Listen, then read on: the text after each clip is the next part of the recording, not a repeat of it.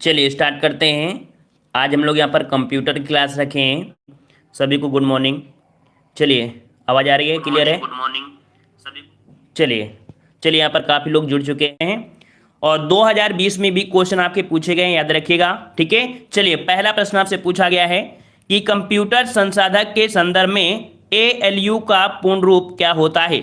ALU का पूर्ण रूप क्या होता है? यहाँ पर आपको वन का जवाब देना है। वन का जवाब यहाँ पर आने लगे हैं और वन के जवाब आ रहे हैं, बिल्कुल सही है। यहाँ पर आपका जवाब हो जाएगा कौन सा?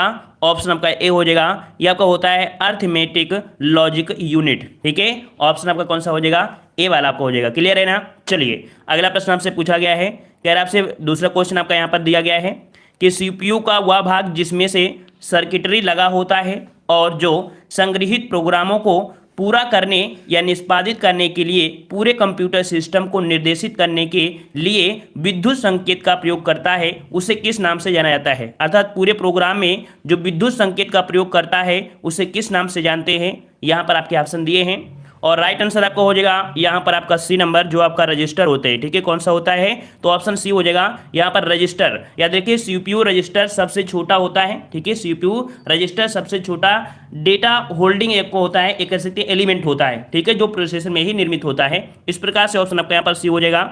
अगला प्रश्न आपसे पूछा गया है, कह रहा आपसे एएलयू का विस्तृत रूप क्या बनेगा? तो इंग्लिश में भी क्वेश्चन आपके पूछा गया है ना। एएलयू का होता है, क्या होता है? तो ऑप्शन आपके यहाँ पर सी हो जाएगा। ठीक है, सी नंबर आपका हो जाएगा यहाँ पर आपका अर्थमेटिक लॉजिक यूनिट होता है। क्लियर है ना? चलिए अगला प्रश्न आपसे पूछा गया है, थोड़ा सा फास्ट ही रहना है। ठीक है, कह रहा है सॉफ्टवेयर की प्राथमिक उद्देश्य डाटा को बदलना होता है। सॉफ्टवेयर जो होता है, सॉफ्टवेयर की प्राथमिक उद्देश्य क्या होता है? प्राथमिक उद्देश्य क्या होता है? तो डाटा को सूचना में बदलना। ठीक है, डाटा को सूचना में बदलना। ऑप्शन का बी हो जाएगा, डाटा को सूचना में बदलना। क्लियर है ना? चलिए अगला प्रश्न आपसे पूछा गया है कि कंप्यूटर के सभी हार्डवेयर की जांच निम्नलिखित में से कौन करता है? कंप्यूटर के सभी हार्डवेयर की जांच कौन करता है? यहाँ पर बताना है 5 नंबर। 5 का जवाब क्या बनेगा? 5 का जवाब कौन सा बनेगा? 5 का ऑप्शन राइट का यहाँ पर हो जाएगा, जो आपको होता है बॉयस, अर्थात BIOS। ठीक है, BIOS का पूरा नाम होता है बेसिक इनपुट आउटपुट सिस्टम। ठीक है, बेसिक इनपुट आउटपुट सिस्टम ये होता है सॉफ्टवेयर जिसे मदरबोर्ड पर बनी जो स्थायी रोम होती है ना, चिप, वहां पर रखा जाता है। ठीक है, अगले प्रश्न को आते हैं। प्रश्न आपसे अगला पूछा गया है, कह रहा आपसे कौन सी कोटि BIOS को सर्वोत्तम परिभाषित करती है? कौन सी कोटि BIOS को सर्वोत्तम परिभाषित करते हैं? BIOS मतलब अभी मैंने बताया कि बेसिक इनपुट आउटपुट सिस्टम। ठीक है, तो ये जो आपकी कर सकते हैं सर्वोत्तम होती है, वो आपकी ऑप्शन आपका यहाँ पर हो जाएगा सी नंबर, फर्मवेयर। ठीक है, कौन सी होती है भाई? फर्मवेयर होती है। ऑप्शन आपका सी हो जाएगा। अगला प्रश्न आपसे पूछा गया है, कह रहा आपसे यहाँ पर कंप्यूटर का विकास, बिल्कुल चैप्टर वाइज हमने लिया है, पूरी तरीके से आपको पता चलेगा कि कहाँ से कैसे क्वेश्चन आपके बनते हैं, कौन से चैप्टर से। ठीक है, कंप्यूटर के विकास यहाँ पर देखते हैं। कह रहा आपसे कि पहली पीढ़ी के कंप्यूटरों में प्रयोग किया जाता था। देख लीजिए, कंप्यूटर ऑपरेटर 2020 में क्वेश्चन आपके पूछे गए हैं। तो पहली पीढ़ी के कंप्यूटरों में जो प्रयोग किया जाता था, क्या प्रयोग करते थे भाई? क्या प्रयोग करते थे? Vacuum tube. क्या प्रयोग करते थे? वैक्यूम ट्यूब का प्रयोग करते थे। जो ऑप्शन आपका यहाँ पर कौन सा हो जाएगा भाई? तो ऑप्शन आपका कौन सा हो जाएगा? 7 का वैक्यूम ट्यूब होता है ना, वैक्यूम ट्यूब्स, है ना। तो ऑप्शन आपका कौन सा हो जाएगा? ए वाला आपका हो जाएगा वैक्यूम ट्यूब्स। क्लियर है ना आपका? ठीक है, और यहाँ पर अगले प्रश्न को आते हैं। प्रश्न आपसे अगला पूछा गया है, प्रथम पीढ़ी के वैक्यूम ट्यूब्स का प्रयोग करते थे। अगला प्रश्न आपसे पूछा गया है, कह रहा आपसे, हाँ 8वां नंबर, कि कंप्यूटर की दूसरी पीढ़ी आधारित थी। कंप्यूटर की जो दूसरी पीढ़ी थी यह आपकी किस पर आधारित थी? दूसरी पीढ़ी। तो दूसरी पीढ़ी के जो कंप्यूटर में होते थे वो आपके कौन होते थे? तो यहाँ पर आपका जवाब कौन सा बनेगा? तो आपका जवाब हो जाएगा यहाँ पर जो निर्वात ट्यूब होती है ना, निर्वात ट्यूब की जगह क्या हुआ? यहाँ पर ट्रांजिस्टर का प्रयोग किया गया। ठीक है, किसका? ट्रांजिस्टर का प्रयोग किया गया। यह सस्ता भी होता है और बिजली की कम खपत भी करता था। तो यहाँ पर कह सकते हैं वैक्यूम ट्यूब की तुलना में अधिक विश्वसनीय हुआ। कौन सा?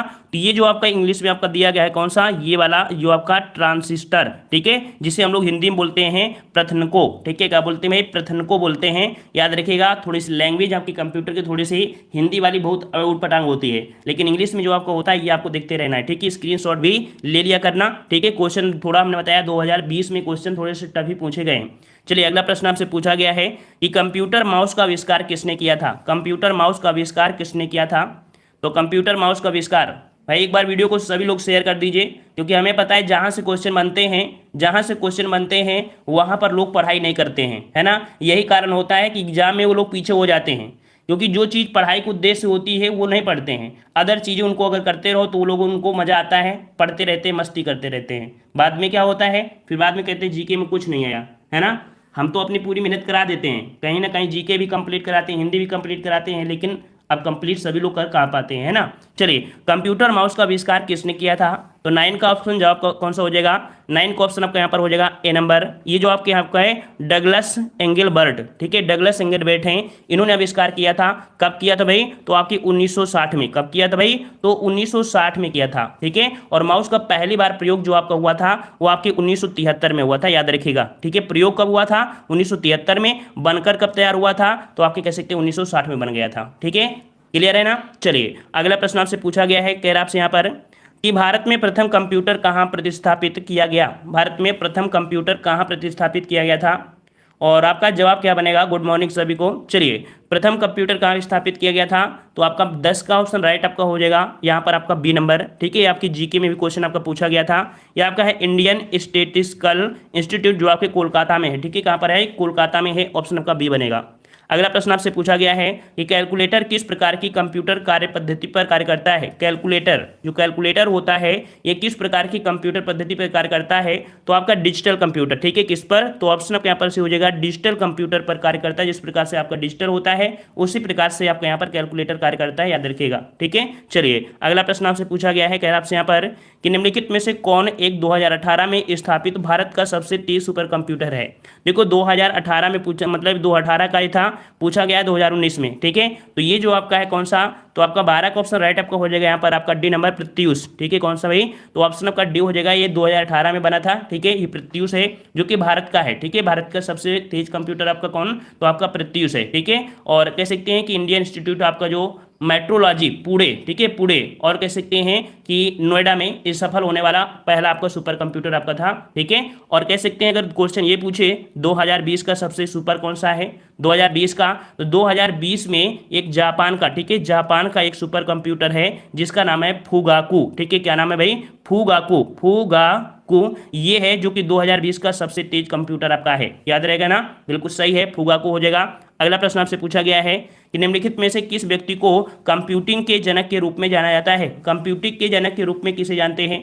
कंप्यूटर के जनक के रूप में, बहुत ही अच्छे, वेरी गुड वेरी गुड। चलिए, यहाँ पर दिया है कंप्यूटर के जनक के रूप में किसे मानते हैं? तो ये आपके हैं चार्ल्स बेबेज, ठीक है। ऑप्शन आपका कौन सा हो जाएगा? ए नंबर आपका हो जाएगा। चार्ल्स बेबेज को उनके आविष्कार जो कि कब किया था? तो 1837 में, ठीक है। 1837 में कह सकते हैं विश्लेषण इंजन की अवधारणा के बाद कंप्यूटर का पिता माना गया था, ठीक है। इस प्रकार से आपका यहाँ पर आपका ए हो जाएगा। अगला प्रश्न आपसे पूछा गया है, प्रश्न आपसे कह रहा है यहाँ पर कंप्यूटर के जन्मदाता कौन है? कंप्यूटर के जन्मदाता कौन है? 14 का जवाब देना है। कंप्यूटर के जन्मदाता, कंप्यूटर के जन्मदाता आपके कौन हो जाएंगे? तो ऑप्शन आपके यहाँ पर डी हो जाएगा, आपके यहाँ पर चार्ल्स बेबेज, ठीक है। कौन है आपके? चार्ल्स बेबेज, ऑप्शन आपका डी हो जाएगा। अगला प्रश्न आपसे पूछा है कि 3G 4G 5G मोबाइल प्रौद्योगिकी श्रृंखला में जी का क्या अर्थ होता है? जी का अर्थ क्या होता है भाई? तो जी का जो अर्थ होता है ये आपका होता है जनरेशन। क्या होता है भाई? कौन सी जनरेशन? 5G 2G ऐसा होता है ना, तो आपका ये जनरेशन होता है, ठीक है, जनरेशन।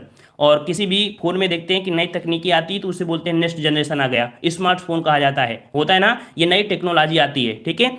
और अगला प्रश्न आपसे पूछा गया है, कह रहा है आपसे यहाँ पर कि वाटसन कंप्यूटर निम्नलिखित में से किस कंपनी का प्रोडक्ट है? वाटसन कंप्यूटर, एक कंप्यूटर आता है वाटसन, ये जो आपका है ये किस कंपनी का प्रोडक्ट है? तो ये है आपके IBM का। किसका है? ऑप्शन आपका बी हो जाएगा। ये आपके IBM कंपनी का प्रोडक्ट है। कौन सा आपका? तो वाटसन कंप्यूटर, ठीक है, वाटसन कंप्यूटर है। और यह सुपर कंप्यूटर लोगों के इंफॉर्मेशन को समझने लेता है, मतलब जो सुपर कंप्यूटर होता है उसके लोगों के इंफॉर्मेशन को समझ लेता है, ठीक है। और अगले प्रश्न को आते हैं। प्रश्न आपसे अगला पूछा गया है, कह रहा आपसे यहाँ पर निम्नलिखित में से कौन सा कंप्यूटर एनालॉग आउटपुट को डिजिटल फॉर्म में परिवर्तित करने में मुख्यतः संबंध है? देखिए, यहां पर दिया है कौन सा कंप्यूटर है जो एनालॉग कंप्यूटर को डिजिटल फॉर्म में परिवर्तित करने का मुख्य संबंध रखता है। तो एनालॉग आउटपुट को डिजिटल फॉर्म में ये जो आपको कन्वर्ट करता है कौन? तो ऑप्शन नंबर सी हो जाएगा। ये आपके होते हैं हाइब्रिड कंप्यूटर, ठीक है। कौन होते हैं भाई? तो आपके हाइब्रिड कंप्यूटर जो आपके होते हैं ये आपके होते हैं, ठीक है ना। तो इस प्रकार से ऑप्शन आपका कौन सा हो जाएगा? सी नंबर आपका हो जाएगा। क्लियर है। चलिए, अगला प्रश्न आपसे पूछा गया है। प्रश्न आपसे कह रहा है यहाँ पर कि 1943 में JW माचली और J प्रेस्पर इकर्ट द्वारा बिना किसी भी यांत्रिक हिस्सों के बनाया गए पहले कंप्यूटर को क्या कहा गया था? देखो, बिना किसी भी यांत्रिक डिवाइस के बनाया गया था और ये पहला आपका कंप्यूटर था जो कि 1943 में आपको बनकर तैयार हुआ था। इसका नाम था कौन सा? तो इनेक। ठीक है, ये क्वेश्चन बहुत बार पूछा गया है। जो इनिक कंप्यूटर है, ठीक है, ये आपका इनिक कंप्यूटर है जो आपका electronic numerical integrator and computer को यहाँ पर कह सकते हैं परियोजना शुरू की गई थी। ठीक है, तो ये आपका यहाँ पर हो जाएगा। ठीक है, पूरी तरीके से आपकी 1946 में तैयार हो गया था। अगले प्रश्न को आते हैं। प्रश्न आपसे अगला पूछा गया है, कह रहा आपसे यहाँ पर कि कंप्यूटरों की दूसरी पीढ़ी अर्थात जो आपकी सेकंड जनरेशन है किस दौरान आपको देखी गई थी? कंप्यूटर की जो सेकंड जनरेशन थी ये आपकी कब देखी गई थी, इसका डेट आपको बताना है। चलिए, बहुत ही सीरियस में आप लोग पढ़ाई कर रहे हैं, क्या बात है, हम सीरियस है तो आप सीरियस हो गए? आप लोग तो आज बातें भी नहीं कर रहे एक दूसरे से। चलिए, सीरियस पढ़ना चाहिए, है ना। चलिए, तो यहाँ पर 19 का जवाब क्या बनेगा? 19 का जवाब हो जाएगा कौन सा? ऑप्शन आपके यहाँ पर सी, 1956 से 1963। ठीक है, कौन सा भाई? तो 1956 से लेके 1963 तक के दौरान जो आपकी थी पीढ़ी, इसे कंप्यूटर की दूसरी पीढ़ी कहा जाता है। इसके स्थान पर क्या हुआ था? तो जो निर्वात ट्यूब थी ना उसको हटा दिया गया था, उसमें से कम विद्युत खपत करने वाले ट्रांजिस्टर डिवाइस का प्रयोग किया गया था। ठीक है ना। आविष्कार किसने किया था? तो H.W. बैटल और आपके जे बर्डीन विलियम शॉकली ने किया था। क्लियर है। चलिए, अगला प्रश्न आपसे पूछा गया है। प्रश्न आपसे कह रहा है, चलिए यहाँ पर गुज्जर भाई भी आ चुके हैं। चलिए, यहाँ पर दिया है वर्ष से तृतीय पीढ़ी के कंप्यूटर का प्रयोग शुरू हुआ था। देखिए, तृतीय पीढ़ी आ चुका है। अब तृतीय पीढ़ी पूछा है तो भाई तृतीय पीढ़ी आपकी कब से स्टार्ट हुई थी ये भी आपको याद करना चाहिए, है ना, क्योंकि कुछ भी पूछ सकता है। तो तृतीय पीढ़ी का जो समय था वो आपका 65, क्योंकि दूसरी पीढ़ी 65 से खत्म हुई थी, तो तीसरी कब से लग जाएगी? 65 से 71 वाली जो पीढ़ी थी ये आपकी तीसरी पीढ़ी थी। ठीक है, इसमें क्या हुआ था? तो इसमें कह सकते हैं जो आईसी चिप है, ठीक है, कौन सा प्रयोग हुआ था? IC chip. जो आईसी चिप का प्रयोग हुआ था ना वो तीसरी पीढ़ी में। क्वेश्चन अगर पूछे कि तीसरी पीढ़ी में कौन सी डिवाइस का प्रयोग किया गया अर्थात किनका, तो आईसी चिप का प्रयोग हुआ था। वो आपकी कौन सी पीढ़ी में? तृतीय पीढ़ी में प्रयोग हुआ था। क्लियर रहेगा। चलिए, अगले प्रश्न का आते हैं। प्रश्न आपसे अगला पूछा गया है, यहाँ पर कह रहा है, चलिए कह रहा आपसे यहाँ पर कि भारत का सबसे शक्तिशाली सुपर कंप्यूटर प्रत्यूष, है ना, प्रत्यूष जो आपका है भारतीय उष्णकटिबंधीय मौसम विज्ञान संस्थान में स्थापित किया गया। तो अभी हमने बताया था भारत का सबसे तेज कौन था? आपका प्रत्यूष था। और कहाँ पर स्थापित किया गया था? तो आपका ये जो आपका कह सकते हैं कि मौसम विज्ञान संस्थान है कहाँ, तो ये भी पता होना चाहिए क्योंकि जीके क्वेश्चन है कि मौसम विज्ञान संस्थान आपका कहाँ पर है, तो आपके पुणे में है। ठीक है, तो ऑप्शन कहाँ पर हो जाएगा? डी नंबर, बिल्कुल सही जवाब है। Very good. अगला प्रश्न आपसे पूछा गया है कि वह कौन सा नियम है जो बताता है कि प्रोसेसर की गति या कंप्यूटर की समग्र प्रसंस्करण शक्ति प्रत्येक 2 वर्ष पर दुगनी हो जाएगी। मतलब जो भी आपकी कंप्यूटर आती है, आने वाली जनरेशन होती है, वो अब देखा जाए तो जैसे जैसे पीढ़ी बदलती है ना, जनरेशन आती है तो उसकी स्पीड और दुगनी आपकी हो जाती है। तो ये जो आपका नियम दिया था, ये नियम दिया था आपकी किसने? तो आपके मूर का नियम। ठीक है, मूर का नियम है, इन्होंने दिया था मूर का नियम। ठीक है, कंप्यूटर की जो समग्र प्रसंस्करण शक्ति है प्रत्येक 2 वर्ष पर दुगनी हो जाएगी, या आपकी किसने दिया था? मूर का नियम में। ठीक है, और अगले प्रश्न को आते हैं। प्रश्न आपसे अगला पूछा गया है, कह रहा आपसे कंप्यूटर का सबसे आम प्रकार है, इसका उपयोग आमतौर पर द्विधारी संख्या प्रणाली का उपयोग करके मात्राओं के साथ जानकारी को संसाधित करने के लिए किया जाता है। अर्थात यहाँ पर जो भरा जाएगा, कौन सा भरा जाएगा? तो आपका डिजिटल। ठीक है, यहाँ पर क्या भरेंगे? डिजिटल कंप्यूटर का सबसे आम प्रकार है कि इसका मुख्य उपयोग आमतौर पर द्विधारी, क्योंकि यहाँ पर दे दिया है, और द्विधारी संख्या प्रणाली किस में होगा? तो आपके डिजिटल में ही होगा ना, तो ऑप्शन आपका यहाँ पर बी हो जाएगा, डिजिटल। क्लियर है ना। यहाँ पर दिया है भारत में निर्मित प्रथम सुपर कंप्यूटर को नाम क्या दिया गया था? भारत में निर्मित प्रथम सुपर कंप्यूटर को नाम क्या दिया गया था? तो भारत का सुपर कंप्यूटर पूछा गया है, कई बार पूछा गया है, ये तो आपको याद रहेगा। ठीक है ना, कौन सा है? तो आपका परम। ठीक है भाई, परम। परम कौन सा? तो परम आपका 8000। ठीक है, परम 8000। ठीक है, ये भारत का पहला सुपर कंप्यूटर था। ठीक है, जो कि आपके 1991 में कब बना था भाई? 1991 में सी डैक। ठीक है, किसने बनाया था? CDAC, सी डैक द्वारा बनाया गया था। और ये कह सकते हैं कि आदित्य, है ना, तो आपका हो जाएगा यहाँ पर कौन सा? तो आपका यहाँ पर बी हो जाएगा। अगला प्रश्न आपसे पूछा गया है, कह रहा आपसे यहाँ पर इनपुट और आउटपुट, यहाँ से क्वेश्चन बनते हैं।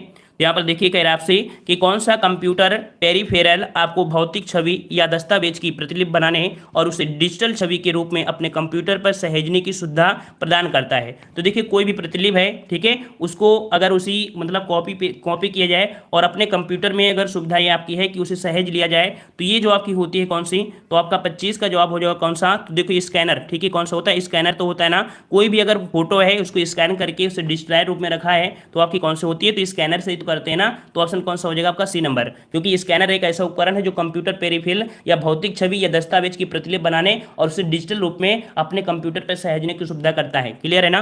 चलिए, अगला प्रश्न आपसे पूछा गया है, कह रहा आपसे यहाँ पर कि अंडो फंक्शन का कीबोर्ड शॉर्टकट क्या है। देखते हैं कि आप लोग कुछ भी कर रहे हो तो वहां पर एक ऑप्शन आता है अंडो, है ना, इसको कर दिया जाए तो यहाँ पर कह सकते हैं ऐसी कौन सी की दबा दी जाए तो जितना आपका मैटर होता है वो आपको कह सकते हैं बिल्कुल सेम जैसे पहले जैसा आपका हो जाता है। तो ये आपकी अंडो वाली कौन सी होती है, तो यहाँ पर 26 का जवाब कौन सा बनेगा, 26 का जवाब। तो यहाँ पर याद रखिए अंडो वाला जो आपका होता है कंट्रोल जेड, ठीक है, कंट्रोल जेड वाला होता है, ठीक है, यू मत लगा दीजिएगा। कंट्रोल जेड अगर आप दबा देते हैं, ठीक है ना, कंट्रोल जेड अगर आप शॉर्टकट दबाते हैं तो आपका जितना भी फंक्शन होगा आपका अंडो हो जाएगा, अर्थात सेम पहले पोजीशन में आ जाएगा, ठीक है ना। वहीं पर आप देख सकते हैं जैसे कि आपका क्या होता है कंट्रोल, है ना, कंट्रोल प्लस वी क्या होता है, तो पेस्ट करने के लिए होता है ना, पेस्ट करने के लिए। कंट्रोल सी जो होता है किसके लिए, तो ये कॉपी करने के लिए होता है, ठीक है, कॉपी करने के लिए होता है। और ये जो कंट्रोल प्लस यू दिया है ये क्या करता है, तो ये रेखांकित, ठीक है, रेखांकित अर्थात कह सकते हैं कि अंडरलाइन, ठीक है, अंडरलाइन बन जाता है ना, तो इसका काम होता है अंडरलाइन करने के लिए। क्लियर हो गया होगा। चलिए यहाँ पर कह सकते हैं अगला प्रश्न आपसे दिया है कि कंप्यूटर तथा टाइपराइटर के लिए इस्तेमाल की जाने वाली कीबोर्ड की जो आपकी क्वेरेटरी होती है तथा शैली विधि होती है का आविष्कार किसने की। देखो आप कहीं पर देखते हैं जूनियर असिस्टेंट हो या असिस्टेंट वाली कोई भी जॉब होती है वहाँ पर टाइपिंग मांगता है ना, तो यहाँ पर देख सकते हैं कि जो टाइपिंग का आविष्कार किया था ये आपके टाइपिंग आविष्कार किसने किया था। 27 का जवाब क्या बनेगा, तो 27 का जवाब हो जाएगा यहाँ पर डी नंबर, ये आपके हैं क्रिस्टोफर लैथम, ठीक है, क्रिस्टोफर लैथम शुल्स हैं जिन्होंने यहाँ पर टाइपिंग वाली जो शैली है कीबोर्ड के माध्यम से इसका आविष्कार इन्होंने किया था, याद रहेगा ना। और यहाँ पर कह सकते हैं कि जो अक्षरों के ऊपर जो आपकी ऊपर वाली आपकी होती है पंक्ति के बाईं ओर 6 बटन, ठीक है, तो वो आपके क्रम में लगे होते हैं, ठीक है। चलिए यहाँ पर 27 नंबर हो गया। और अगले प्रश्न कराते हैं। प्रश्न आपसे अगला पूछा गया है, कह रहा आपसे यहाँ पर इनमें से किस इनपुट डिवाइस का उपयोग व्यापक रूपक में उपयोगिता परीक्षण जैसे परीक्षणों में किया जाता है। मतलब कह सकते हैं कि ऐसी इनपुट डिवाइस का नाम बताना है जो व्यापक रूप, ठीक है, व्यापक रूप में योग्यता परीक्षण जैसे परीक्षणों में किया जाता है। तो योग्यता परीक्षण में जो प्रयोग करते हैं ये करते हैं ऑप्टिकल मार्क पहचान, ठीक है, कौन होते हैं भाई, तो क्यूआर कोड होते हैं ना, ऑप्टिकल मार्क, ठीक है, मार्क से याद रखना कि परीक्षा हुई है तो मार्क मिले हैं, ठीक है, परीक्षा मिले तो मार्क मिले ना। तो ऑप्टिकल मार्क रीडर एक क्या होती है, इनपुट डिवाइस होती है। क्या होती है भाई, इनपुट डिवाइस। ये भी क्वेश्चन पूछ लेता है कि ऑप्टिकल मार्क जो आपकी एक ऐसी है तो आपकी इनपुट डिवाइस है और इसका इस्तेमाल उन जानकारियों को लेने में किया जाता है जिन्हें हम किसी मार्क या निशान को पेज पर डालते हैं। क्लियर रहेगा। चलिए अगला प्रश्न आपसे पूछा गया है। प्रश्न आपसे कह रहा है कि प्रिंट के दौरान गैर प्रभाव वाले प्रिंटर पेपर को स्पर्श नहीं करते हैं। वे कागज पर प्रतीकों को छापने के लिए रासायनिक गर्मी या विद्युत संकेतों का उपयोग करते हैं। इनमें से कौन गैर प्रभाव प्रिंटर नहीं है। मतलब ये प्रिंटर की बात किया है तो यहाँ पर देखिए ऐसे प्रिंटर का नाम बताना है ना, जो रासायनिक या गर्मी या विद्युत संकेतों का उपयोग करते हैं, है ना। तो यहाँ पर कह सकते हैं कौन नहीं करता है, तो नहीं शब्द दिया है तो आपका जवाब हो जाएगा यहाँ पर आपका ए नंबर, जो आपको डॉट मैट्रिक्स होता है, ठीक है। डॉट मैट्रिक्स जो आपका होता है ये एक इम्पैक्ट प्रिंटर है। कैसा प्रिंटर भाई, तो आपका इम्पैक्ट प्रिंटर है। यह प्रिंटर क्या होता है, प्रिंटर करते समय बहुत शोर करता है और इस प्रिंटर जो आपका है ना, तो इस प्रिंटर हेड में अनेक पिनों का एक मैट्रिक्स होता है और प्रत्येक पिन में क्या होती है, रिबन लगी होती है और कागज पर स्पर्श में एक डॉट छपता रहता है। तो अनेक डॉट मिलकर एक कैरेक्टर बन जाते हैं, कैरेक्टर बनते हैं, ठीक है। तो इस प्रकार से आपको होता है। अगले प्रश्न को आते हैं। प्रश्न आपसे अगला पूछा गया है, कह रहा आपसे यहाँ पर कि निम्नलिखित में से कौन सा है जो किसी छवि को डिजिटलीकृत करके टेलीफोन लाइन पर चित्र और टेस्ट भेज या प्राप्त कर सकते हैं। यहाँ पर देखिए कि ऐसा कौन सा है जो डिजिटलाइज रूप में करके उसे क्या होता है, टेलीफोन लाइन पर क्या करता है, चित्र भेज देता है, टेस्ट भी भेज सकता है। तो ये आपका कौन भेजता है, तो आपका जवाब हो जाएगा यहाँ पर बी नंबर, जो आपकी फैक्स मशीन होती है। फैक्स मशीन का क्या कार्य क्या होता है भाई, तो फैक्स मशीन का कार्य होता है कि आपके पास जो भी है, जैसे मार्कशीट होती है ना, अगर आप भूल गए हैं तो बोलते हैं भाई फैक्स कर दीजिए, तो जो मैटर वहाँ पर होता है सेम टू सेम मैटर वहाँ पर पहुँच जाता है, बिल्कुल सेम टू सेम, इसे हम लोग फैक्स कहते हैं। तो इस प्रकार से कौन सा हो जाएगा, तो आपका यहाँ पर बी हो जाएगा। क्लियर है ना। चलिए अगला प्रश्न आपसे पूछा गया है, यहाँ पर आपसे कह रहा है कि कंप्यूटर प्रणाली में निम्न से क्या इनपुट डिवाइस का उदाहरण नहीं है। यहाँ पर बताइए इनपुट डिवाइस का उदाहरण कौन सा नहीं है। 31 नंबर आपको बताना है। चलिए वेरी गुड, बिल्कुल सही है।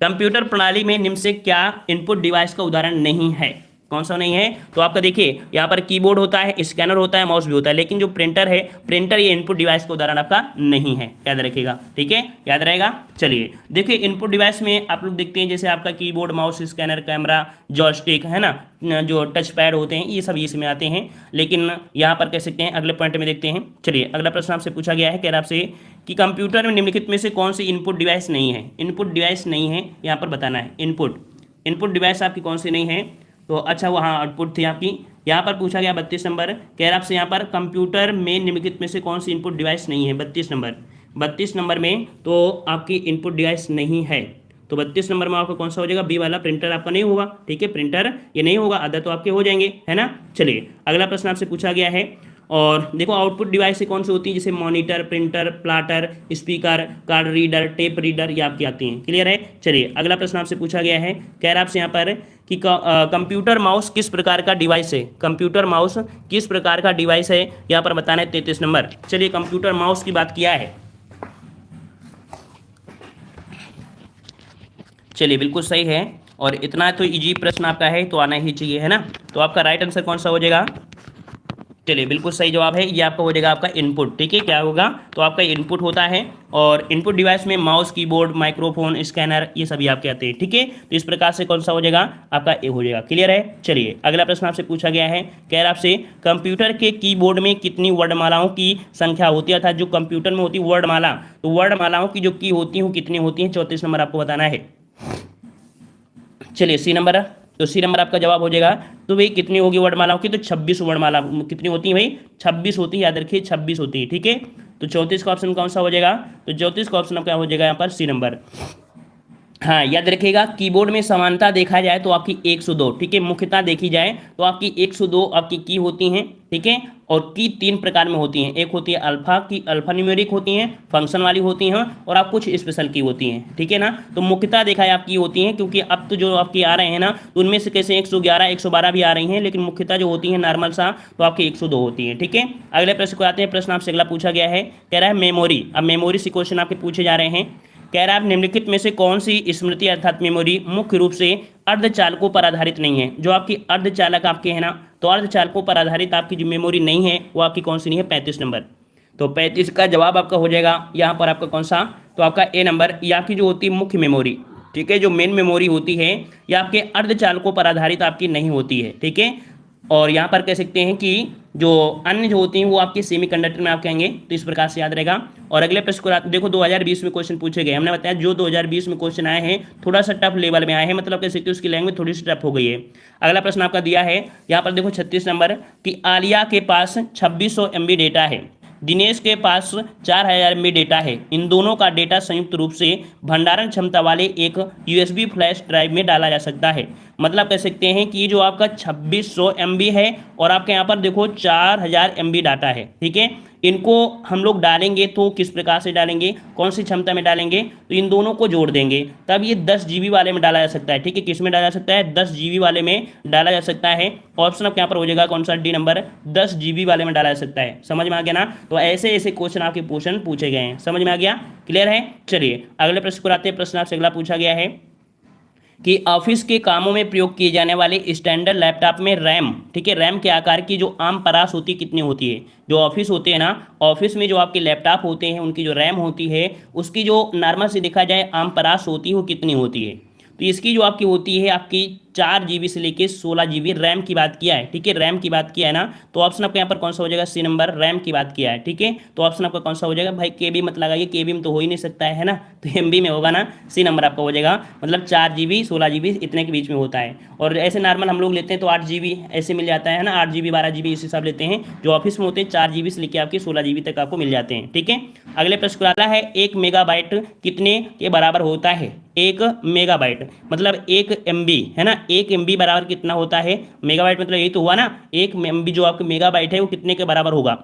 यहाँ पर तो आंसर आपको दिख ही रहा है ना, तो जवाब आपको कौन सा हो जाएगा, यहाँ पर आपका हो जाएगा कौन सा, ये वाला। तो आप लोग देखते हैं कि 1 MB बराबर कितना होता है, 1024 KB की होता है ना, KB होता है। तो इसी समझिया करिए कि हमारे मोबाइल में डेटा किस हिसाब से होता है, तो KB में होता है, फिर MB में होता है, फिर GB में होता है, फिर है ना, तो इस प्रकार से चलता है। तो यहाँ पर आपका हो जाएगा, तो कुछ मुख्य आपके यहाँ पर देख सकते हैं, इनको देख लीजिएगा कि 1 किलोबाइट अर्थात 1 KB बराबर, 1 KB बराबर कितना MB को होता है, तो यहाँ पर आपके इतने बाइट के होता है। ठीक है, फिर 1 MB बराबर 1024 किलोबाइट के, 1 गीगाबाइट मतलब 1 GB बराबर 1024 मेगाबाइट के, और 1 टेराबाइट तथा 1 TB बराबर होता है 1024 GB, है ना। तो इस प्रकार से इनको याद रखना है, क्लियर रहेगा ना, क्लियर रहेगा। तो इस प्रकार से इसका स्क्रीनशॉट आप ले लीजिएगा।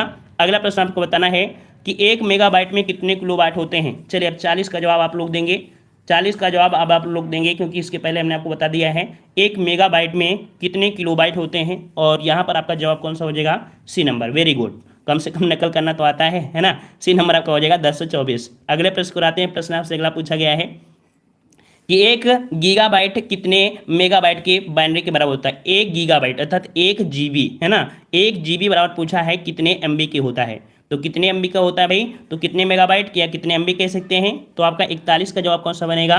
तो आपका जवाब हो जाएगा यहाँ पर 1024। ठीक है, कौन सा हो जाएगा? ए नंबर 1024। बहुत अच्छे, बहुत अच्छे। चलिए अगला दिया गया है कि 1 गीगाबाइट में मेगाबाइट, 1 जीबी में कितने एमबी। तो आपका जवाब कौन सा हो जाएगा? तो 42 का ऑप्शन राइट आपका हो जाएगा डी नंबर। ठीक है, ये आपका हो जाएगा डी नंबर। 2019 में क्वेश्चन आपका पूछा गया है। ठीक है, अगला प्रश्न आपका है कि एक कंप्यूटर में स्टोरेज माध्यम की क्षमता की इकाई क्या होती है। देखो, एक अगर कोई कंप्यूटर है ना, कंप्यूटर में जो स्टोरेज क्षमता होती है उसकी जो इकाई होती है वो आपकी कितनी होती है, कितनी आपकी होती है उसमें से। तो आपका जवाब हो जाएगा बाइट में। ठीक है, किस में होती है भाई? तो की जो क्षमता होती है वो आपकी बाइट में होती है। ठीक है, और 1 बाइट बराबर आपकी 8 बिट की होती है, 1 KB बराबर 1024 बाइट होती है, 1 MB बराबर 1024 KB होती है। तो इस प्रकार से समानता देखा जाए तो आपकी यही होती है। ठीक है, अगले प्रश्न को आते हैं। प्रश्न आपसे अगला पूछा गया है, ले दिया गया है कि निम्नलिखित में से कौन एक प्राइमरी स्टोरेज डिवाइस है।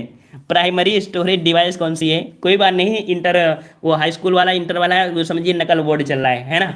मेन वाला तो आपका है नहीं है, तो हाई स्कूल वाला आपका चल रहा है। चलिए, निम्नलिखित में से कौन एक प्राइमरी स्टोरेज डिवाइस है। प्राइमरी स्टोरेज, प्राइमरी पूछा है ना, तो प्राइमरी आपका कौन सा है? तो ये होती है आपकी कौन सी? Random access memory. ठीक है, रैंडम एक्सेस मेमोरी होती है, ये आपकी होती है प्राइमरी स्टोरेज। ठीक है, तो इसको थोड़ा सा स्ट्रक्चर से आप समझ लीजिए तो आपको थोड़ा सा समझ में आएगा कि जो स्टोरेज डिवाइस होती है कितने प्रकार की होती हैं। तो अभी से क्वेश्चन बनेंगे, याद रखिएगा। देखो, आपके यहाँ पर देख सकते हैं प्राथमिक, या इसे हम लोग बोलते हैं मुख्य मेमोरी, या कह सकते हैं डिवाइस, कह सकते हैं मेमोरी। समझ में आया ना? प्राथमिक या मुख्य स्टोरेज डिवाइस या मेमोरी होती है। दूसरी होती है द्वितीयक मेमोरी, या जिसे हम लोग बोल देते हैं सहायक स्टोरेज डिवाइस बोलते हैं। ठीक है ना। अब यहाँ पर देखिए, जो आपकी प्राथमिक होती है, प्राथमिक आपकी होती है स्थायी भी होती है, अस्थायी भी होती है, और आपकी कैश भी होती है। 3 प्रकार की होती है। ठीक है, अब यहाँ पर स्थायी वाली जो होती है स्थायी मेमोरी, वो आपकी प्रोम होती है। ठीक है, रोम होती है, और आपके यहाँ पर कौन सी होती है? तो आपकी ई प्रोम होती है, और एक होती है ई प्रोम, ये आपकी होती है स्थायी मेमोरी होती है। ठीक है, अस्थायी मेमोरी होती है रैंडम एक्सेस मेमोरी, जो आपकी रैम होती है, जो आपकी अस्थायी होती है।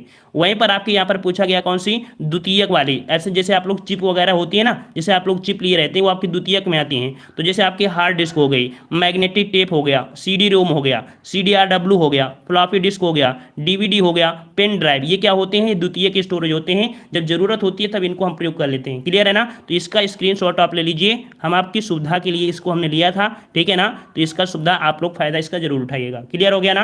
क्लियर है? चलिए चलिए, निम्न में से कौन सा अस्थायी मेमोरी या अस्थायी मेमोरी के रूप में जानते हैं? चलिए बताइए भाई। इस प्रश्न का 45 नंबर में आपको बताना है कि अस्थायी मेमोरी या अस्थिर मेमोरी किसे कहते हैं। तो अभी हमने देखो पूरी तरीके से बता दिया है। तो यहाँ पर आपका 45 का जवाब कौन सा बनेगा? कौन सा बनेगा? बिल्कुल सही जवाब आ रहा है, काफी लोगों के जवाब आ रहे हैं। तो आपकी यहाँ पर देखिए, जो आपका दिया है रैम। ठीक है, कौन सी भाई? रैम वाली है। रैम जो आपकी है, ये जो आपकी है, ये आपकी अस्थायी मेमोरी है। ठीक है, कौन सी? रैम आपका हो जाएगा।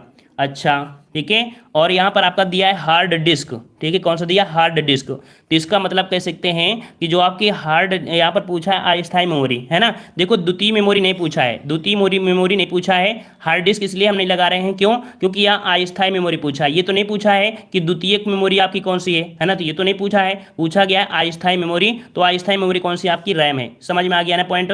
ये पॉइंट आपको समझ में आ रहा है ना। अगर ये पूछता है द्वितीय मेमोरी आपकी कौन सी है, सेकंड स्टोरेज डिवाइस कौन है, तो हम लोग हार्ड डिस्क को लगाते, लेकिन अस्थायी मेमोरी क्या है? तो आपकी रैम है, जो कि अभी हमने आपको यहाँ पर चित्र में दिखाया था कि ये जो आपकी मेमोरी होती है कौन सी, तो आपकी यहाँ पर अस्थायी स्टोरेज होती है, जो आपकी रैम होती है। समझ में आ गया ना? क्लियर हो गया? क्लियर है ना? चलिए अगले पॉइंट को आते हैं। पॉइंट आपसे अगला पूछा गया है, कह रहा आपसे कि अस्थायी रूप से संग्रहित डेटा के लिए उपयोग किए जाने वाला शब्द क्या है? अस्थायी रूप से संग्रहित डेटा के लिए उपयोग किया जाने वाला जो आपका शब्द है, देखो अस्थायी रूप से पूछा है ना, तो अस्थायी रूप से जो संग्रहित डेटा होता है, इसको हम लोग प्रयोग का नाम लेते हैं कैश डेटा। ठीक है, क्या बोलते हैं भाई? उसे कैश डेटा बोलते हैं। क्या बोलते हैं भाई? कैश डेटा बोलते हैं। और यह कैश डेटा मेमोरी में ही होता है। ठीक है, तो इस प्रकार से ऑप्शन आपका कौन सा हो जाएगा? ये वाला हो जाएगा। ठीक है, और ये जो आपका होता है CPU और आप जो मुख्य मेमोरी होती है उसी के बीच का भाग होता है, बार बार उपयोग में आपका लिया जाता है, निर्देश भी देता है। ठीक है, अगले प्रश्न को आते हैं। प्रश्न आपसे अगला पूछा गया है, कह रहा आपसे कंप्यूटर प्रणाली में निम्नलिखित में से सबसे अधिक संग्रहण क्षमता किसकी होती है? यहाँ पर बताइए सबसे अधिक जो क्षमता होती है संग्रहण की, मतलब स्टोरेज करने की, तो ये स्टोरेज करने की सबसे ज़्यादा क्षमता होती है किस में होती है? तो यहाँ पर आपका जवाब क्या बनेगा? तो भाई टीबी, बिल्कुल सही जवाब है। टीबी में हो जाएगा टेराबाइट, है ना। सी नंबर आपका हो जाएगा टेराबाइट। क्यों? क्योंकि यहाँ पर आपने पढ़ा होगा सबसे पहले आपकी बाइट होती है ना, फिर गीगाबाइट, फिर आपकी एमबी होती है, फिर किलोबाइट होती है, इस हिसाब से हम लोग चलते हैं, है ना। तो सबसे पहले आपका टेराबाइट हो गया, फिर आपका गीगाबाइट, फिर आपका एमबी, फिर आपका केबी। अगर स्ट्रक्चर में बनाया है तो आपको यहाँ पर टीबी होता है, ठीक है, समझ गए होंगे। चलिए अगला प्रश्न आपका दिया है कि किसी कंप्यूटर की जो परमानेंट मेमोरी होती है इसे क्या कहते हैं? जो परमानेंट मेमोरी होती है, परमानेंट मेमोरी जो आपकी होती है इसे क्या कहते हैं? अभी हमने आपको दिखाया भी था, बताया भी था। तो परमानेंट मेमोरी जो होती है वो आपकी होती है रोम, ठीक है। कौन सी होती है? रोम होती है। ऑप्शन आपके पास सी हो जाएगा रोम। और रोम जो आपकी होती है ये आपकी किस प्रकार की? ये आपकी स्थायी मेमोरी होती है, इसलिए बोला गया परमानेंट मेमोरी। क्लियर है ना? पूरी तरीके से अब आपको समझ में आ रहा होगा, है ना। समझ में आ रहा है पूरी तरीके से। हमने यहाँ पर इसलिए एक चीज दिखा दी है, थोड़ा सा हमने आपको दिखा दिया है जिससे आपको पूरा समझ में आ रहा है कि नहीं क्या हो रहा है क्या नहीं हो रहा है ना। तो नया बच्चा भी होगा वो भी समझ में आएगा कंप्यूटर में हम कुछ पढ़ रहे हैं, सर से हम कुछ सीख रहे हैं। चलिए कंप्यूटर में कौन सा हार्डवेयर है? यहाँ पर बताइए 49 नंबर कि कंप्यूटर में कौन हार्डवेयर है? कौन हार्डवेयर है भाई? तो यहाँ पर हार्डवेयर जैसे आपकी बॉडी है ना, तो हार्डवेयर है ना, कहीं से भी उखड़ सकती है, कुछ भी हो सकती है, तो इस प्रकार से। तो यहाँ पर आपका 49 का जवाब कौन सा बनेगा? 49 का जवाब तो आपका हार्डवेयर हो जाएगा आपका सी नंबर। ये आपकी जो होती है सीडी रोम, ठीक है। कौन सी भाई? तो आपकी जो सीडी रोम है, ठीक है, सीडी रोम जिसे बोलते हैं compact disc read only memory, ठीक है। तो एक हार्डवेयर होता है, ठीक है। जो सीडी रोम होती है वो डाटा संचरण के लिए आपका किया जाता है, ठीक है, जिसे आसानी से बदला या अलग नहीं किया जा सकता है, ठीक है। और लेजर किरणों से इसे पढ़ा जा सकता है, अदर किसी से पढ़ा नहीं जा सकता है। अगले प्रश्न आपसे कह रहा है कि कंप्यूटर में डाटा का किस रूप में भंडारण होता है? कंप्यूटर में जो डाटा होता है भाई ये किस रूप में भंडार होती है? किस रूप में भंडार होती है? तो ये जो आपकी होती है भाई तो आपके बाइनरी रूप में, ठीक है। किस रूप में होगी? आपके बाइनरी रूप में ही आपके भंडार किया जाएगा इसमें, और अदर किसी से आपके नहीं होगा। बाइनरी रूप कितना होता है? तो द्विधारी अंक बोलते हैं, 0,1 ये मिलकर आपकी बनती है बाइनरी, इसे ही हम लोग बोलते हैं द्विधारी संख्या कहते हैं। क्लियर हो गया होगा। चलिए अगला प्रश्न आपसे पूछा गया है, सभी को राधे राधे, सभी को जय हिंद, सभी को राधे राधे। चलिए कह रहा है कंप्यूटर प्रणाली में सीडी रोम का द्वारा क्या दर्शाया जाता है? सीडी रोम जो होता है ना, इसके लिए हम लोग दर्शाते हैं, क्या दर्शाते हैं? तो आपका जवाब हो जाएगा ऑप्टिकल डिस्क। क्या होती है भाई? तो ऑप्शन आपके यहाँ पर हो जाएगा ए नंबर ऑप्टिकल डिस्क, ठीक है। कंप्यूटर प्रणाली में जो सीडी रोम होता है ये ऑप्टिकल डिस्क को दर्शाया जाता है। या प्लास्टिक का बना होता है, गोल्ड डिस्क होता है, और इसके डिस्क के ऊपर क्या होता है? प्रकाश परिवर्तन करने वाले पदार्थ का लेप किया जाता है, जो लिखने पढ़ने ये लेजर बीम का प्रयोग किया जाता है, ठीक है। चलिए अगला प्रश्न आपसे पूछा गया है, कह रहा आपसे निम्नलिखित में से कौन सी मेमोरी का सबसे कम एक्सेस समय है? सबसे कम एक्सेस समय आपकी किस मेमोरी का है? 52 नंबर देना है। सबसे कम जो एक्सेस है किस मेमोरी का है? तो यहाँ पर कह सकते हैं थोड़ा सा आपको टफ लगे ये पॉइंट, है ना, अभी आपको सरल लगने लगेगा।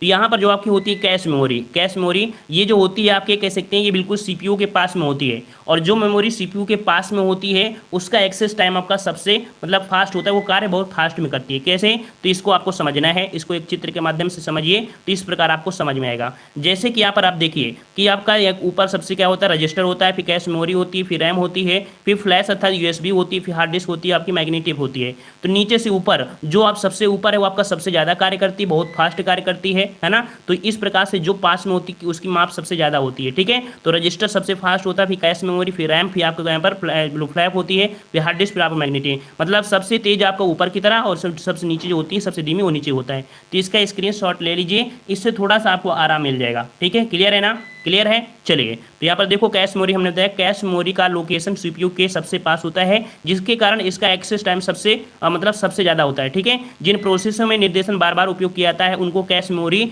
अपने अंदर सुरक्षित रख लेती है, और प्रोसेसर कोई भी डेटा होता है प्रोसेसर करने से पहले कैश मेमोरी को चेक कर लेता है। तो ये आपको थ्योरी समझ में आ गया? समझ में आ गया। चलिए अगले पॉइंट को आते हैं, पूरा देखो समझ में आएगा, कोई दिक्कत नहीं है आपको, ठीक है। कह रहा है वर्चुअल मेमोरी का आकार निर्भर करता है, जो वर्चुअल मेमोरी होती है या आप किस पर निर्भर करती है? तो ये जो निर्भर करती है डिस्क के जो आपका डिस्क होती है ना, डिस्क होती है उसके स्पेस पर, कि उसमें स्पेस कितना है ना। तो ऐसा नहीं है कि हम छोटी वाली जिसमें 1024 आपकी केबी हो सकती है उसमें 10 किलोग्राम भर दें, तो ऐसा नहीं है ना। तो डिस्क के स्पेस पर ही निर्भर करती है जो वर्चुअल मेमोरी होती है, ठीक है ना। वो वर्चुअल मेमोरी जनरेट कही जाती है, ठीक है। तो इस प्रकार से आपका हो जाएगा, स्पेस के आकार पर निर्भर करता है, याद रखिएगा। चलिए कह रहा है 56 नंबर, कह रहा है कि निम्नलिखित में से किस द्विधारी संक्रिया बाइनरी ऑपरेशन का परिणाम 100 होता है? यहाँ पर देखिए ये आपको दे दिया है यहाँ पर जो ये परिणाम है इस प्रकार से है कि यहाँ पर आपका 100 101 और इसके बाद इसको दोनों को जोड़ दिया गया है। इनको जब जोड़ देंगे तो ये आपका ये आ जाएगा, ठीक है। इसका भी स्क्रीनशॉट आप ले लीजिएगा। थोड़ा सा यहाँ पर 2020 में थोड़ा सा कह सकते हैं टफ हो आए हैं, तो देखिए इस प्रकार से जोड़ा जाता है। इनको जोड़ देंगे तो ये टोटल जो परिणाम निकल के आया है इन दोनों को जोड़ने से ही निकल के आया है, ठीक है। इस प्रकार से आपका हो जाएगा, ठीक है, याद रहेगा। चलिए अगले प्रश्न आते हैं। प्रश्न आपसे अगला पूछा गया, चलिए अगला दिया है कि वर्तमान कंप्यूटिंग में समस्त विश्व में कौन सा कोड प्रयोग किया जाता है और आपका स्वीकार है। मतलब पूरे विश्व में जो कंप्यूटर सिस्टम में जो कोड है वो किस प्रकार का कोड प्रयोग किया जाता है। तो यहाँ पर आपका जवाब कौन सा हो जाएगा, तो जवाब आपका 57 का कौन सा हो जाएगा भाई, 57 का जवाब आपका हो जाएगा ए नंबर। ये आपकी है ASCII, ठीक है। कौन सी वाली, तो आपकी ये वाली है जो फर्स्ट नंबर आपका है, ठीक है। ये आपकी प्रयोग की जाती है, ठीक है। जो आपकी American standard code for information आपकी इंटीग्रेट, ठीक है, इंटरचेंज, ठीक है, ये आपकी होती है। इसका वर्तमान में कंप्यूटर में प्रयोग किया जाता है, पूरे विश्व में ये आपका प्रयोग किया जाता है, ठीक है। और अगले पॉइंट में आते हैं। पॉइंट आपसे अगला पूछा गया है, कह रहा है आपसे यहाँ पर, कह रहा है बाइनरी संख्या 1011 का दशमलव समतुल्य रूप क्या है। तो देखिए जिस प्रकार से अभी हमने आपको स्ट्रक्चर दिखाया था ना, उसी प्रकार यहाँ पर छोटा से सिर्फ पूछ लिया है, सिर्फ इतना ही पूछा है। तो यहाँ पर आंसर आपका हो जाएगा यहाँ पर ये। और किस प्रकार से है, जब समतुल्य पूछे तो देखो समतुल्य में क्या हुआ, 1, इसके बाद 2 का गुणा किया 0 आएगा, प्लस 1 का गुणा, फिर इसको मतलब इसमें जो होता है ये 0 फिर 1 फिर इसका 2। अब इसको जब गुणा करोगे तब टोटल निकल के किस हिसाब से आएगा, तो ये आपका निकल के आएगा। तो इस प्रकार से इसे निकालते हैं। ये आपको समझ में आ गया होगा कि किस प्रकार से है, ठीक है ना, समझ में आ गया। आज की क्लास फुस हो रही, कोई बात नहीं, कंप्यूटर है फुस तो होगी, क्योंकि जो चीज़ कठिन होती है एग्जाम में आती है वो थोड़ा फुस होती है ना। चलिए तो इस प्रकार से समझ गए होंगे ना कि किस प्रकार से समतुल्य निकालते हैं। तो 1 गुणे 2 करेंगे, प्लस करेंगे, 1 गुणे 2 करेंगे, जितनी बार दिया गया होगा 0 1 इस प्रकार से करते जाएंगे, आंसर आपको आ जाएगा, ठीक है। चलिए अगले प्रश्न आते हैं। प्रश्न आपसे अगला दिया है कंप्यूटर प्रोग्रामिंग भाषा। कंप्यूटर प्रोग्रामिंग भाषा में क्वेश्चन पूछा गया है। चलिए कह रहा आपसे कि निम्नलिखित में से क्या एक प्रयोजन उन्मुख या प्रयोजन आधारित क्रमादेशन अर्थात प्रोग्रामिंग भाषा नहीं है। यहाँ पर पूछा है कौन सी एक प्रोग्रामिंग भाषा नहीं है। सिंपल सी बात, प्रोग्रामिंग भाषा जो आपकी नहीं है वो आपकी कौन सी, तो आपका 59 का जवाब कौन सा बनेगा, जवाब हो जाएगा ऑप्शन राइट आपका यहाँ पर कह सकते हैं जो सी, ठीक है। कौन सी भाषा, तो आपकी जो सी वाली आपकी है सी, ठीक है, ये प्रोग्रामिंग भाषा आपकी नहीं है। वहीं पर जो पर्ल है, रूबी है और आपकी पाइथन, ये आपके ऑब्जेक्ट ओरिएंटेड लैंग्वेज हैं, ठीक है। जबकि सी एक आपकी है, ये आपकी प्रतीकात्मक प्रयोग जो आपकी प्रोग्रामिंग लैंग्वेज है, ठीक है, इस प्रकार से। तो आपका जवाब हो जाएगा सी नंबर। अगला हाँ ठीक है, अगला प्रश्न आपसे पूछा, डी नंबर आपका हो जाएगा यहाँ पर, डी नंबर मतलब जो आंसर आपका सी हो जाएगा, ठीक है। अगला प्रश्न आपसे पूछा गया है, कह रहा है आपसे यहाँ पर इनमें से कौन सी कंप्यूटर प्रोग्रामिंग भाषा नहीं है। कंप्यूटर प्रोग्रामिंग भाषा आपकी कौन सी नहीं है, 60 नंबर आपको जवाब देना। तो भाई यहाँ पर आपका जवाब कौन सा हो जाएगा, 60 नंबर में 60 का जवाब हो जाएगा यहाँ पर जो आपकी ये वाली लैंग्वेज है, ये वाली, ये कंप्यूटर प्रोग्रामिंग भाषा आपकी नहीं है, ठीक है, कंप्यूटर भाषा आपकी नहीं है। और कह सकते हैं वहीं पर जो आपकी होती है pascal, COBOL, Fortran, C++, objective minus जो आपका सी दिया है, ठीक है, और सी आपका एक होती है CH हो गया, ये सभी आपकी कंप्यूटर की प्रोग्रामिंग भाषा है, किंतु जो आपका ये दिया है ये प्रोग्रामिंग भाषा आपकी नहीं है, ठीक है, याद रहेगा। चलिए अगला प्रश्न आपसे पूछा गया है, कह रहा आपसे कि निम्नलिखित में से कौन सा लैंग्वेज पास्कल से प्राप्त सिस्टम प्रोग्रामिंग लैंग्वेज है एवं रक्षा एप्लीकेशन के लिए अभीष्ट है। यहाँ पर दिया गया है कि सिस्टम प्रोग्रामिंग लैंग्वेज एवं रक्षा एप्लीकेशन के लिए अभीष्ट है। तो ये रक्षा एप्लीकेशन के लिए जो आपका अभीष्ट है वो आपका होता है एडा, ठीक है। कौन सा है भाई, तो ऑप्शन आपके यहाँ पर डी हो जाएगा। जो आपका एडा है, एडा लैंग्वेज ये पास्कल से प्राप्त सिस्टम प्रोग्रामिंग लैंग्वेज है तथा रक्षा एप्लीकेशन के लिए भी ये आपका प्रयोग होता है अर्थात अभीष्ट होता है, ठीक है। तो ऑप्शन आपका कौन सा हो जाएगा, डी हो जाएगा।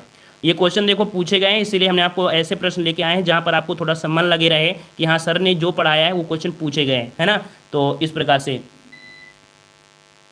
बताओ सर इसमें ज़्यादा क्वेश्चन है, बताओ सर। अरे ज़्यादा क्वेश्चन, बहुत क्वेश्चन है, लिमिट नहीं है आपकी। चलिए कंप्यूटर भाषा कोबोल किसके लिए उपयोगी है, कंप्यूटर भाषा कोबोल किसके लिए उपयोगी है। तो जो कोबोल भाषा आपकी होती है ये जो उपयोगी होती है किसके लिए, तो ये होती है आपके व्यवसायिक कार्य के लिए। क्वेश्चन आपसे पूछेगा कि व्यवसायिक कार्य के लिए प्रयोग की जाने वाली आपकी भाषा कौन सी है, तो ये आपकी कौन सी होती है, तो आपकी कोबोल, ये आपकी होती है। कोबोल का प्राथमिक उपयोग होता है व्यवसाय में और आपके फाइनेंस के लिए, ठीक है, फाइनेंस भी करते हैं तब भी इसी लैंग्वेज का प्रयोग किया जाता है, ठीक है। चलिए अगला प्रश्न आपसे पूछा गया है, कह रहा आपसे यहाँ पर कि कंपाइलर क्या है, कंपाइलर आपको बताना है।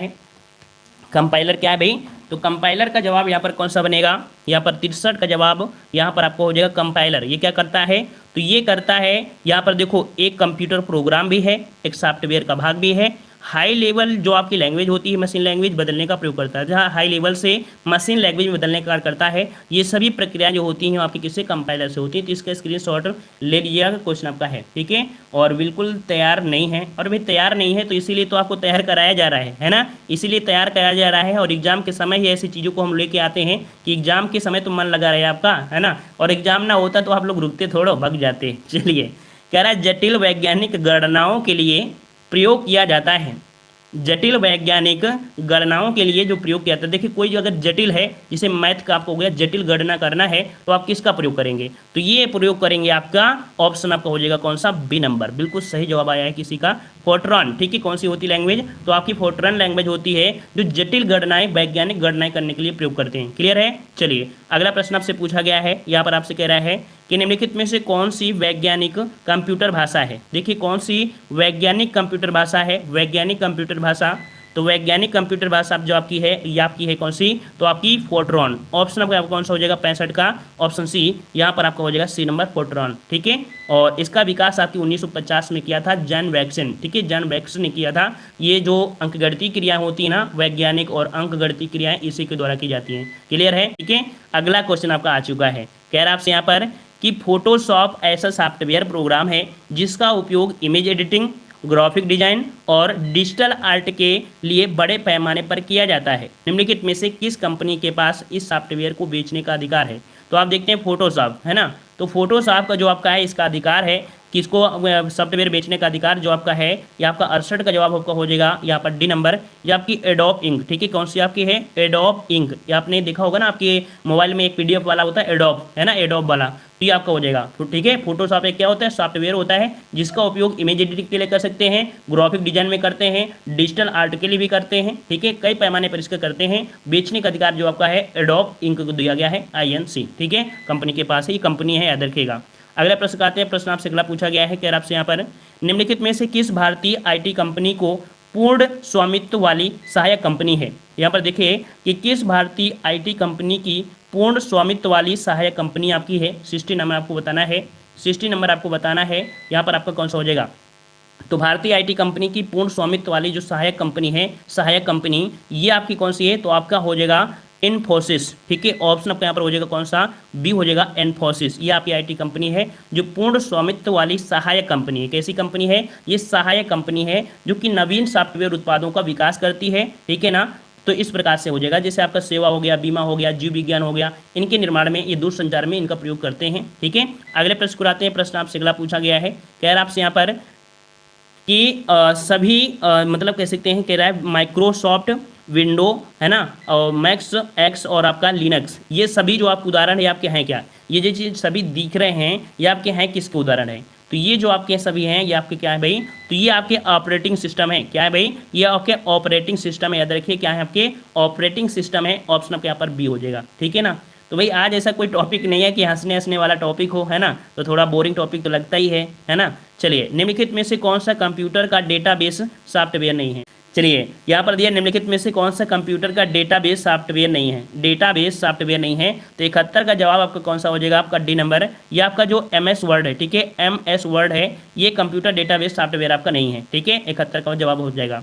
अगला प्रश्न आपसे पूछा गया है, प्रश्न आपसे अगला पूछा गया है, कह रहा आपसे निम्नलिखित में से कौन ओपन सोर्स सॉफ्टवेयर नहीं है। निम्नलिखित में से कौन ओपन सोर्स सॉफ्टवेयर नहीं है, तो ओपन सोर्स सॉफ्टवेयर जो आपका नहीं है ये आपका कौन, तो 72 का जवाब आपका हो जाएगा यहाँ पर जो आपका माइक्रोसॉफ्ट ऑफिस है, ठीक है, माइक्रोसॉफ्ट ऑफिस जो आपका है ये ओपन सोर्स आपका नहीं है। मतलब ये ऐसे सॉफ्टवेयर को कहा जाता है जिसके सोर्स कोड सभी के लिए ओपन हो, जिसमें से कोई स्रोत हो, कोई को भी एडिट किया सकता है, संशोधित कर सकता है, ठीक है, तो ओपन सोर्स सॉफ्टवेयर के उदाहरण होते हैं। यहाँ पर आपका बी हो जाएगा। अगला प्रश्न आपसे पूछा गया है कि निम्नलिखित में से कौन एक प्रोग्रामिंग सॉफ्टवेयर है, कौन एक प्रोग्रामिंग सॉफ्टवेयर है। प्रोग्रामिंग सॉफ्टवेयर जो आपका है कौन सा है, तो प्रोग्रामिंग सॉफ्टवेयर जो आपका है वर्चुअल बेसिक, ठीक है, कौन सा है, तो ऑप्शन आपके यहाँ पर डी हो जाएगा वर्चुअल बेसिक, ठीक है, 73 का जवाब आपका डी हो जाएगा कि कंप्यूटर सॉफ्टवेयर को विकसित करने में उपयोग की जाने वाली भाषा को प्रोग्रामिंग लैंग्वेज कहते हैं। वर्चुअल बेसिक तथा आपकी जो होती है टवे C++ की सहायता से ही प्रोग्रामिंग सॉफ्टवेयर विकसित किए जाते हैं, ठीक है, किसकी सहायता से, वर्चुअल बेसिक और आपके C++ की सहायता से इस प्रोग्राम जो आपके होते हैं सॉफ्टवेयर वो विकसित किए जाते हैं, ठीक है। और एक भी नहीं आ रही है, मायूस मत होना, एक बार और देख लीजिएगा, ठीक है, रट जाएगा कम से कम रट ही लेना, है ना। एग्जाम के समय उसे रट्टा मारा जाता है, तभी जो पहले से पढ़े होते हैं उनका एग्जाम निकल जाता है और रट्टा वालों को काम खत्म हो जाता है, ठीक है, इस प्रकार से। अच्छा, अगले पॉइंट आते हैं कि निम्नलिखित में से कौन सा वेब ब्राउजर नहीं है, कौन सा वेब ब्राउजर नहीं है। 74 नंबर, 74 का जवाब कौन सा हो जाएगा, तो जवाब आपका हो जाएगा ए नंबर। जो आपका वेब ब्राउजर नहीं है कौन, तो आपका गूगल, ठीक है। गूगल जो आपका है ये आपका वेब ब्राउजर नहीं है, एक सॉफ्टवेयर प्रोग्राम है, ब्राउजरों को एक्सेस करने के लिए उपयोग किया जाता है, ठीक है। साथ ही अन्य सामग्री जैसे आपके हाइपर टेक्स्ट मार्कर लैंग्वेज होते हैं ये आपके सभी इसमें होते हैं, ठीक है। तो जो गूगल है ये एक वेब ब्राउजर आपका नहीं है, ठीक है। अगले प्रश्न पर आते हैं। प्रश्न आपसे अगला पूछा गया है कह आपसे, हाँ 75 नंबर, कह रहा आपसे कि माइक्रोसॉफ्ट वर्ड में टैब में सबसे अधिक उपयोग की जाने वाली जैसे कि फ़ॉन्ट और फॉन्ट विशेषताओं को बदलने, अनुच्छेदों को अनुकूलित करने, शैलियों को उपयोग करने, पाठ को ढूंढने और बदलने के लिए उपकरण की विशेषताएं होती हैं। देखो कितना अच्छा काम है कि बहुत ऐसी चीज़ों को ढूंढने के लिए इसका प्रयोग करते हैं। किसका प्रयोग करते हैं, तो ये जो आपका कौन सा है 75 नंबर में, 75 का डी आ रहा है भाई, किसी का डी आ रहा है तो यहाँ पर आपका जवाब बता दें, ये आपका होम होता है, ठीक है। कौन सा होता है 75 का आपका हो जाएगा कि जो माइक्रोसॉफ्ट वर्ड में जो होम टैब होती है, ठीक है, कौन सी टैब, होम टैब में सबसे अधिक उपयोग की जाने वाली आपकी है जैसे कि फॉन्ट हो गया, विशेषता को बदलने, अनुच्छेदों को अनुकूलित करने, शैलियों को उपयोग करने, पाठ को ढूंढने, बदलने के लिए उपयोग की जाती है, ये आपकी विशेषता होती है कौन सी, होम टैब, ठीक है। अगले प्रश्न को आते हैं। प्रश्न आपसे अगला पूछा गया है, कह रहा आपसे कि एक प्रोग्राम या कंप्यूटर होता है जो सर्वर से जुड़कर जानकारी को अनुरोध करता है। एक प्रोग्राम या कंप्यूटर होता है कौन सा, तो यहाँ पर 76 का जवाब का सी हो जाएगा, या आपका क्लाइंट, ठीक है। क्या भरा जाएगा, क्लाइंट। क्लाइंट एक प्रोग्राम या कंप्यूटर होता है जो सर्वर से जुड़कर जानकारी का अनुरोध करता है। ऑप्शन आपका यहाँ पर सी भरा जाएगा, क्लियर है। अगले प्रश्न को आते हैं। प्रश्न आपसे अगला पूछा गया है, कह रहा आपसे यहाँ पर कि एक पेशेवर जीओ, है ना, जीओ खिलाड़ी को हारने वाले गूगल कंप्यूटर प्रोग्राम का नाम बताइए। देख लीजिए भाई, यहाँ पर 77 नंबर आपको दिया है कि एक पेशेवर जीओ खिलाड़ी को हारने वाले गूगल कंप्यूटर प्रोग्राम का नाम बताइए। तो ये जो आपका है आपका अल्फागो, ठीक है। कौन सा भाई, तो अल्फागो है। ऑप्शन आपका यहाँ पर कौन सा बनेगा, अल्फागो। अल्फागो है क्या, तो एक कंप्यूटर प्रोग्राम है, याद रखिए क्या है, कंप्यूटर प्रोग्राम है जो बोर्ड गेम, ठीक है, क्या होता है ना, जो बोर्ड गेम जीओ खेल सकता है। मार्च 2000 में इसे नॉर्डेन पेशेवर ली गई थी, इससे आपका हो जाएगा, ठीक है। ये प्रथम आपका कंप्यूटर जीओ ग्रूम प्रोग्राम आपका बन गया था। अगला प्रश्न आपसे पूछा गया है, बहुत लोग तो गायब हो गए हैं, कृष्णा भी गायब हो गए, मोहित भी गायब हो गए, चलिए सभी लोग हैं, जाने वाले, है ना, वो गाना नहीं होता है, आने वाले जाने वाले, ऐसे कुछ है। चलिए कि निम्नलिखित में से कौन सा ओपन सोर्स सॉफ्टवेयर का एक उदाहरण है, ओपन सोर्स सॉफ्टवेयर का एक उदाहरण कौन सा है, तो ओपन सोर्स सॉफ्टवेयर एक जो उदाहरण है ये आपका लिवर ऑफिस, ठीक है। कौन सा है, लिवर ऑफिस, यहाँ पर आपका सी हो जाएगा। याद रखिए liver office open source software का एक उदाहरण है, याद रखिए, डायरेक्ट पढ़ लीजिएगा, ठीक है। और वीक में लाया करो कंप्यूटर की क्लास, सर हर वीक में लाया करो, एक ही वीक में सब लोग परेशान हो जाते हैं, है ना, हर एक वीक में लाएंगे सब दही दही के बोलते हैं ना, खट्टा हो जाएगा सब। चलिए, कंप्यूटर प्रणाली में निम्न में से कौन सा एक ऑपरेटिंग सिस्टम नहीं है, चलिए कंप्यूटर प्रणाली में निम्न में से कौन सा एक ऑपरेटिंग सिस्टम नहीं है, तो भाई ऑपरेटिंग सिस्टम नहीं है तो ये आपका जो आपका है कौन, एमएस ऑफिस, है ना। तो भाई एमएस ऑफिस कोई ऑपरेटिंग सिस्टम है क्या, ऑपरेटिंग सिस्टम नहीं है ना, तो इस प्रकार से कौन सा हो जाएगा, तो आपका हो जाएगा यहाँ पर बी नंबर, ठीक है। और एमएस ऑफिस एक एप्लीकेशन होता है, ये क्या होता है, ये एक एप्लीकेशन और सॉफ्टवेयर है ना, जो ऑपरेटिंग सिस्टम के आधार पर कार्य करने लगता है। इस प्रकार से आपको परेशान मत होना, गलती हो रही है होने दो। चलिए, निम्न में से कौन सा एक कंप्यूटर ऑपरेटिंग सिस्टम नहीं है। जब युद्ध के लिए तैयार किया जाता है तो बहुत समस्याएं आती हैं, और आप लोग को तैयार कर रहे हैं लोहा की तरह ना, पीट पीट के बिल्कुल बराबर कर रहे हैं, तो आप लोगों को दिक्कत तो आएंगी, है ना।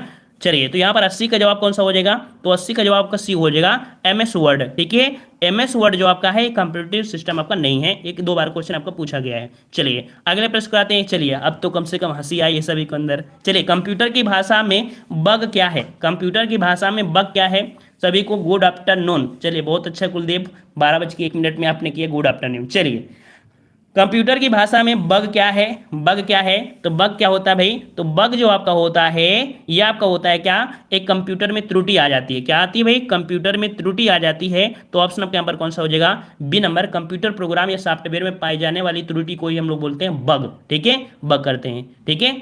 चलिए अगला दिया है टीपीसी का पूरा रूप, यहाँ पर बताइएगा कि what is the full form of the TCP, TCP, चलो इंग्लिश हमने बोल दिया।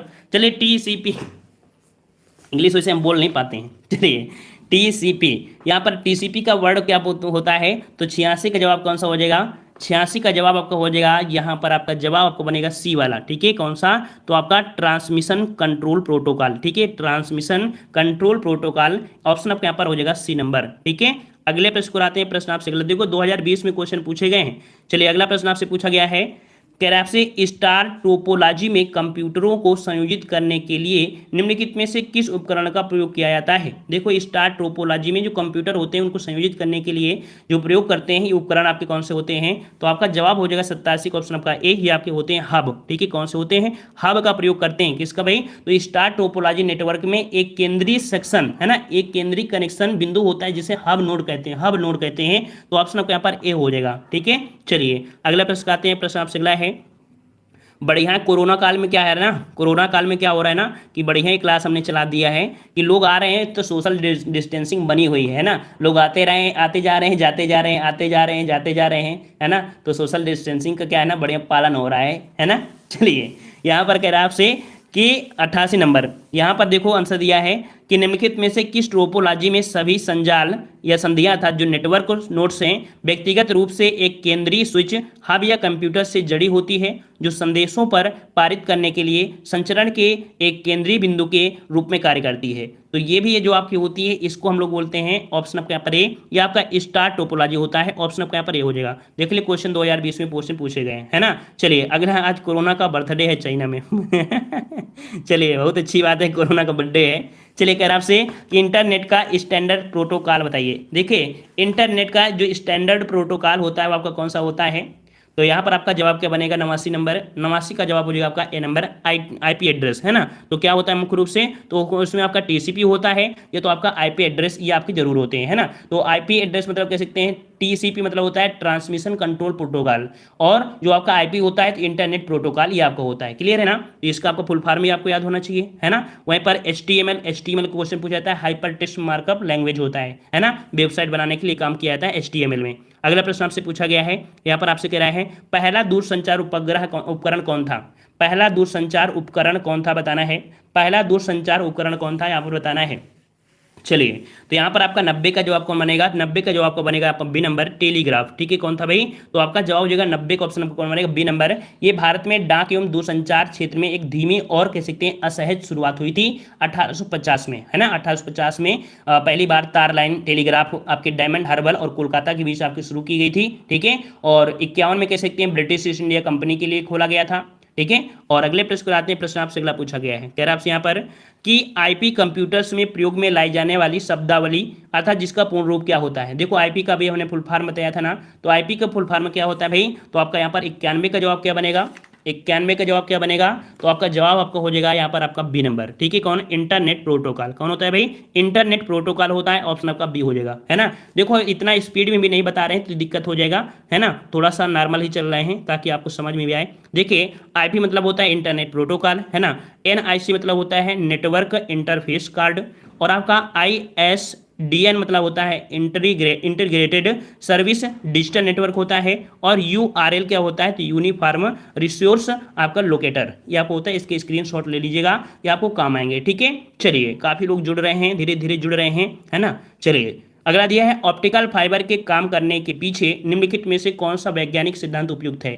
जो आपकी ऑप्टिकल फाइबर है ना, इसका कार्य करने के पीछे देखा जाए तो कौन सी आपके यहाँ पर है सिद्धांत, कौन सा सिद्धांत पालन करता है? तो ये सिद्धांत आपका होता है 92 में। ऑप्शन आपका हो जाएगा ए नंबर। ये आपकी होती है प्रकाश, है ना, बताया तो प्रकाश का कुल आंतरिक प्रतिबिंब, प्रकाश का कुल आंतरिक प्रतिबिंब होता है। ऑप्शन आपका यहाँ पर ए हो जाएगा, ठीक है। चलो और अगला प्रश्न आपसे यहाँ पर पूछा है कि किसी भी दिए गए समय पर नेटवर्क का प्रेषित किया जा सकने वाले डेटा की मात्रा का माप बताइए। यहाँ पर बताना है भाई, तो यहाँ पर बताना है किसी भी दिए गए समय पर नेटवर्क पर प्रेषित किए जा सकने वाले डेटा की मात्रा का माप। तो 93 का जवाब आपका बनेगा डी नंबर। यह आपको होता है कौन सा? यहाँ पर बैंडविड्थ, यहाँ पर क्या भरा जाएगा? बैंडविड्थ किसी भी दिए गए समय पर नेटवर्क पर प्रेषित किया जा सकने वाले डेटा की मात्रा का माप होता है बैंडविड्थ, ठीक है। ये माप बताता है। क्लियर है। अगले प्रश्न कराते हैं। प्रश्न आपसे अगला पूछा गया है, कह रहा है आपसे अगला, कंप्यूटर प्रणाली के अंतर्गत डाटा हस्तांतरण अर्थात जो होता है डाटा ट्रांसफार्मिंग, है ना, कि आवृत्ति सीमा को क्या कहते हैं, जो डाटा होता है ना इसकी आवृत्ति सीमा को कहते हैं। तो यहाँ पर डाटा आवृत्ति सीमा आपकी है, ऑप्शन आपका यहाँ पर हो जाएगा कौन सा, बी नंबर। ये आपकी होती है कौन सी, ऑप्शन बी, बैंड विथ होती है, ठीक है, बैंड विथ होती है ये आपकी होती है, ठीक है। तो ऑप्शन आपका यहाँ पर बनेगा, ठीक है। सर हम आप कहाँ से हैं, हम कहाँ से हैं, अच्छा तो हम यहाँ पर जो आपके हैं कानपुर से हैं। वैसे हमारा गांव मतलब हमारा जो डिस्ट्रिक्ट है वो हमारा फतेहपुर है, ठीक है। वैसे हम रहते कहाँ पर हैं, कानपुर में रहते हैं, कानपुर से पढ़ाते हैं, ठीक है। खजुआ इनकी नाम सुने होंगे, वहीं से हैं। चलिए, कंप्यूटर में पिंग कमांड का क्या उपयोग होता है।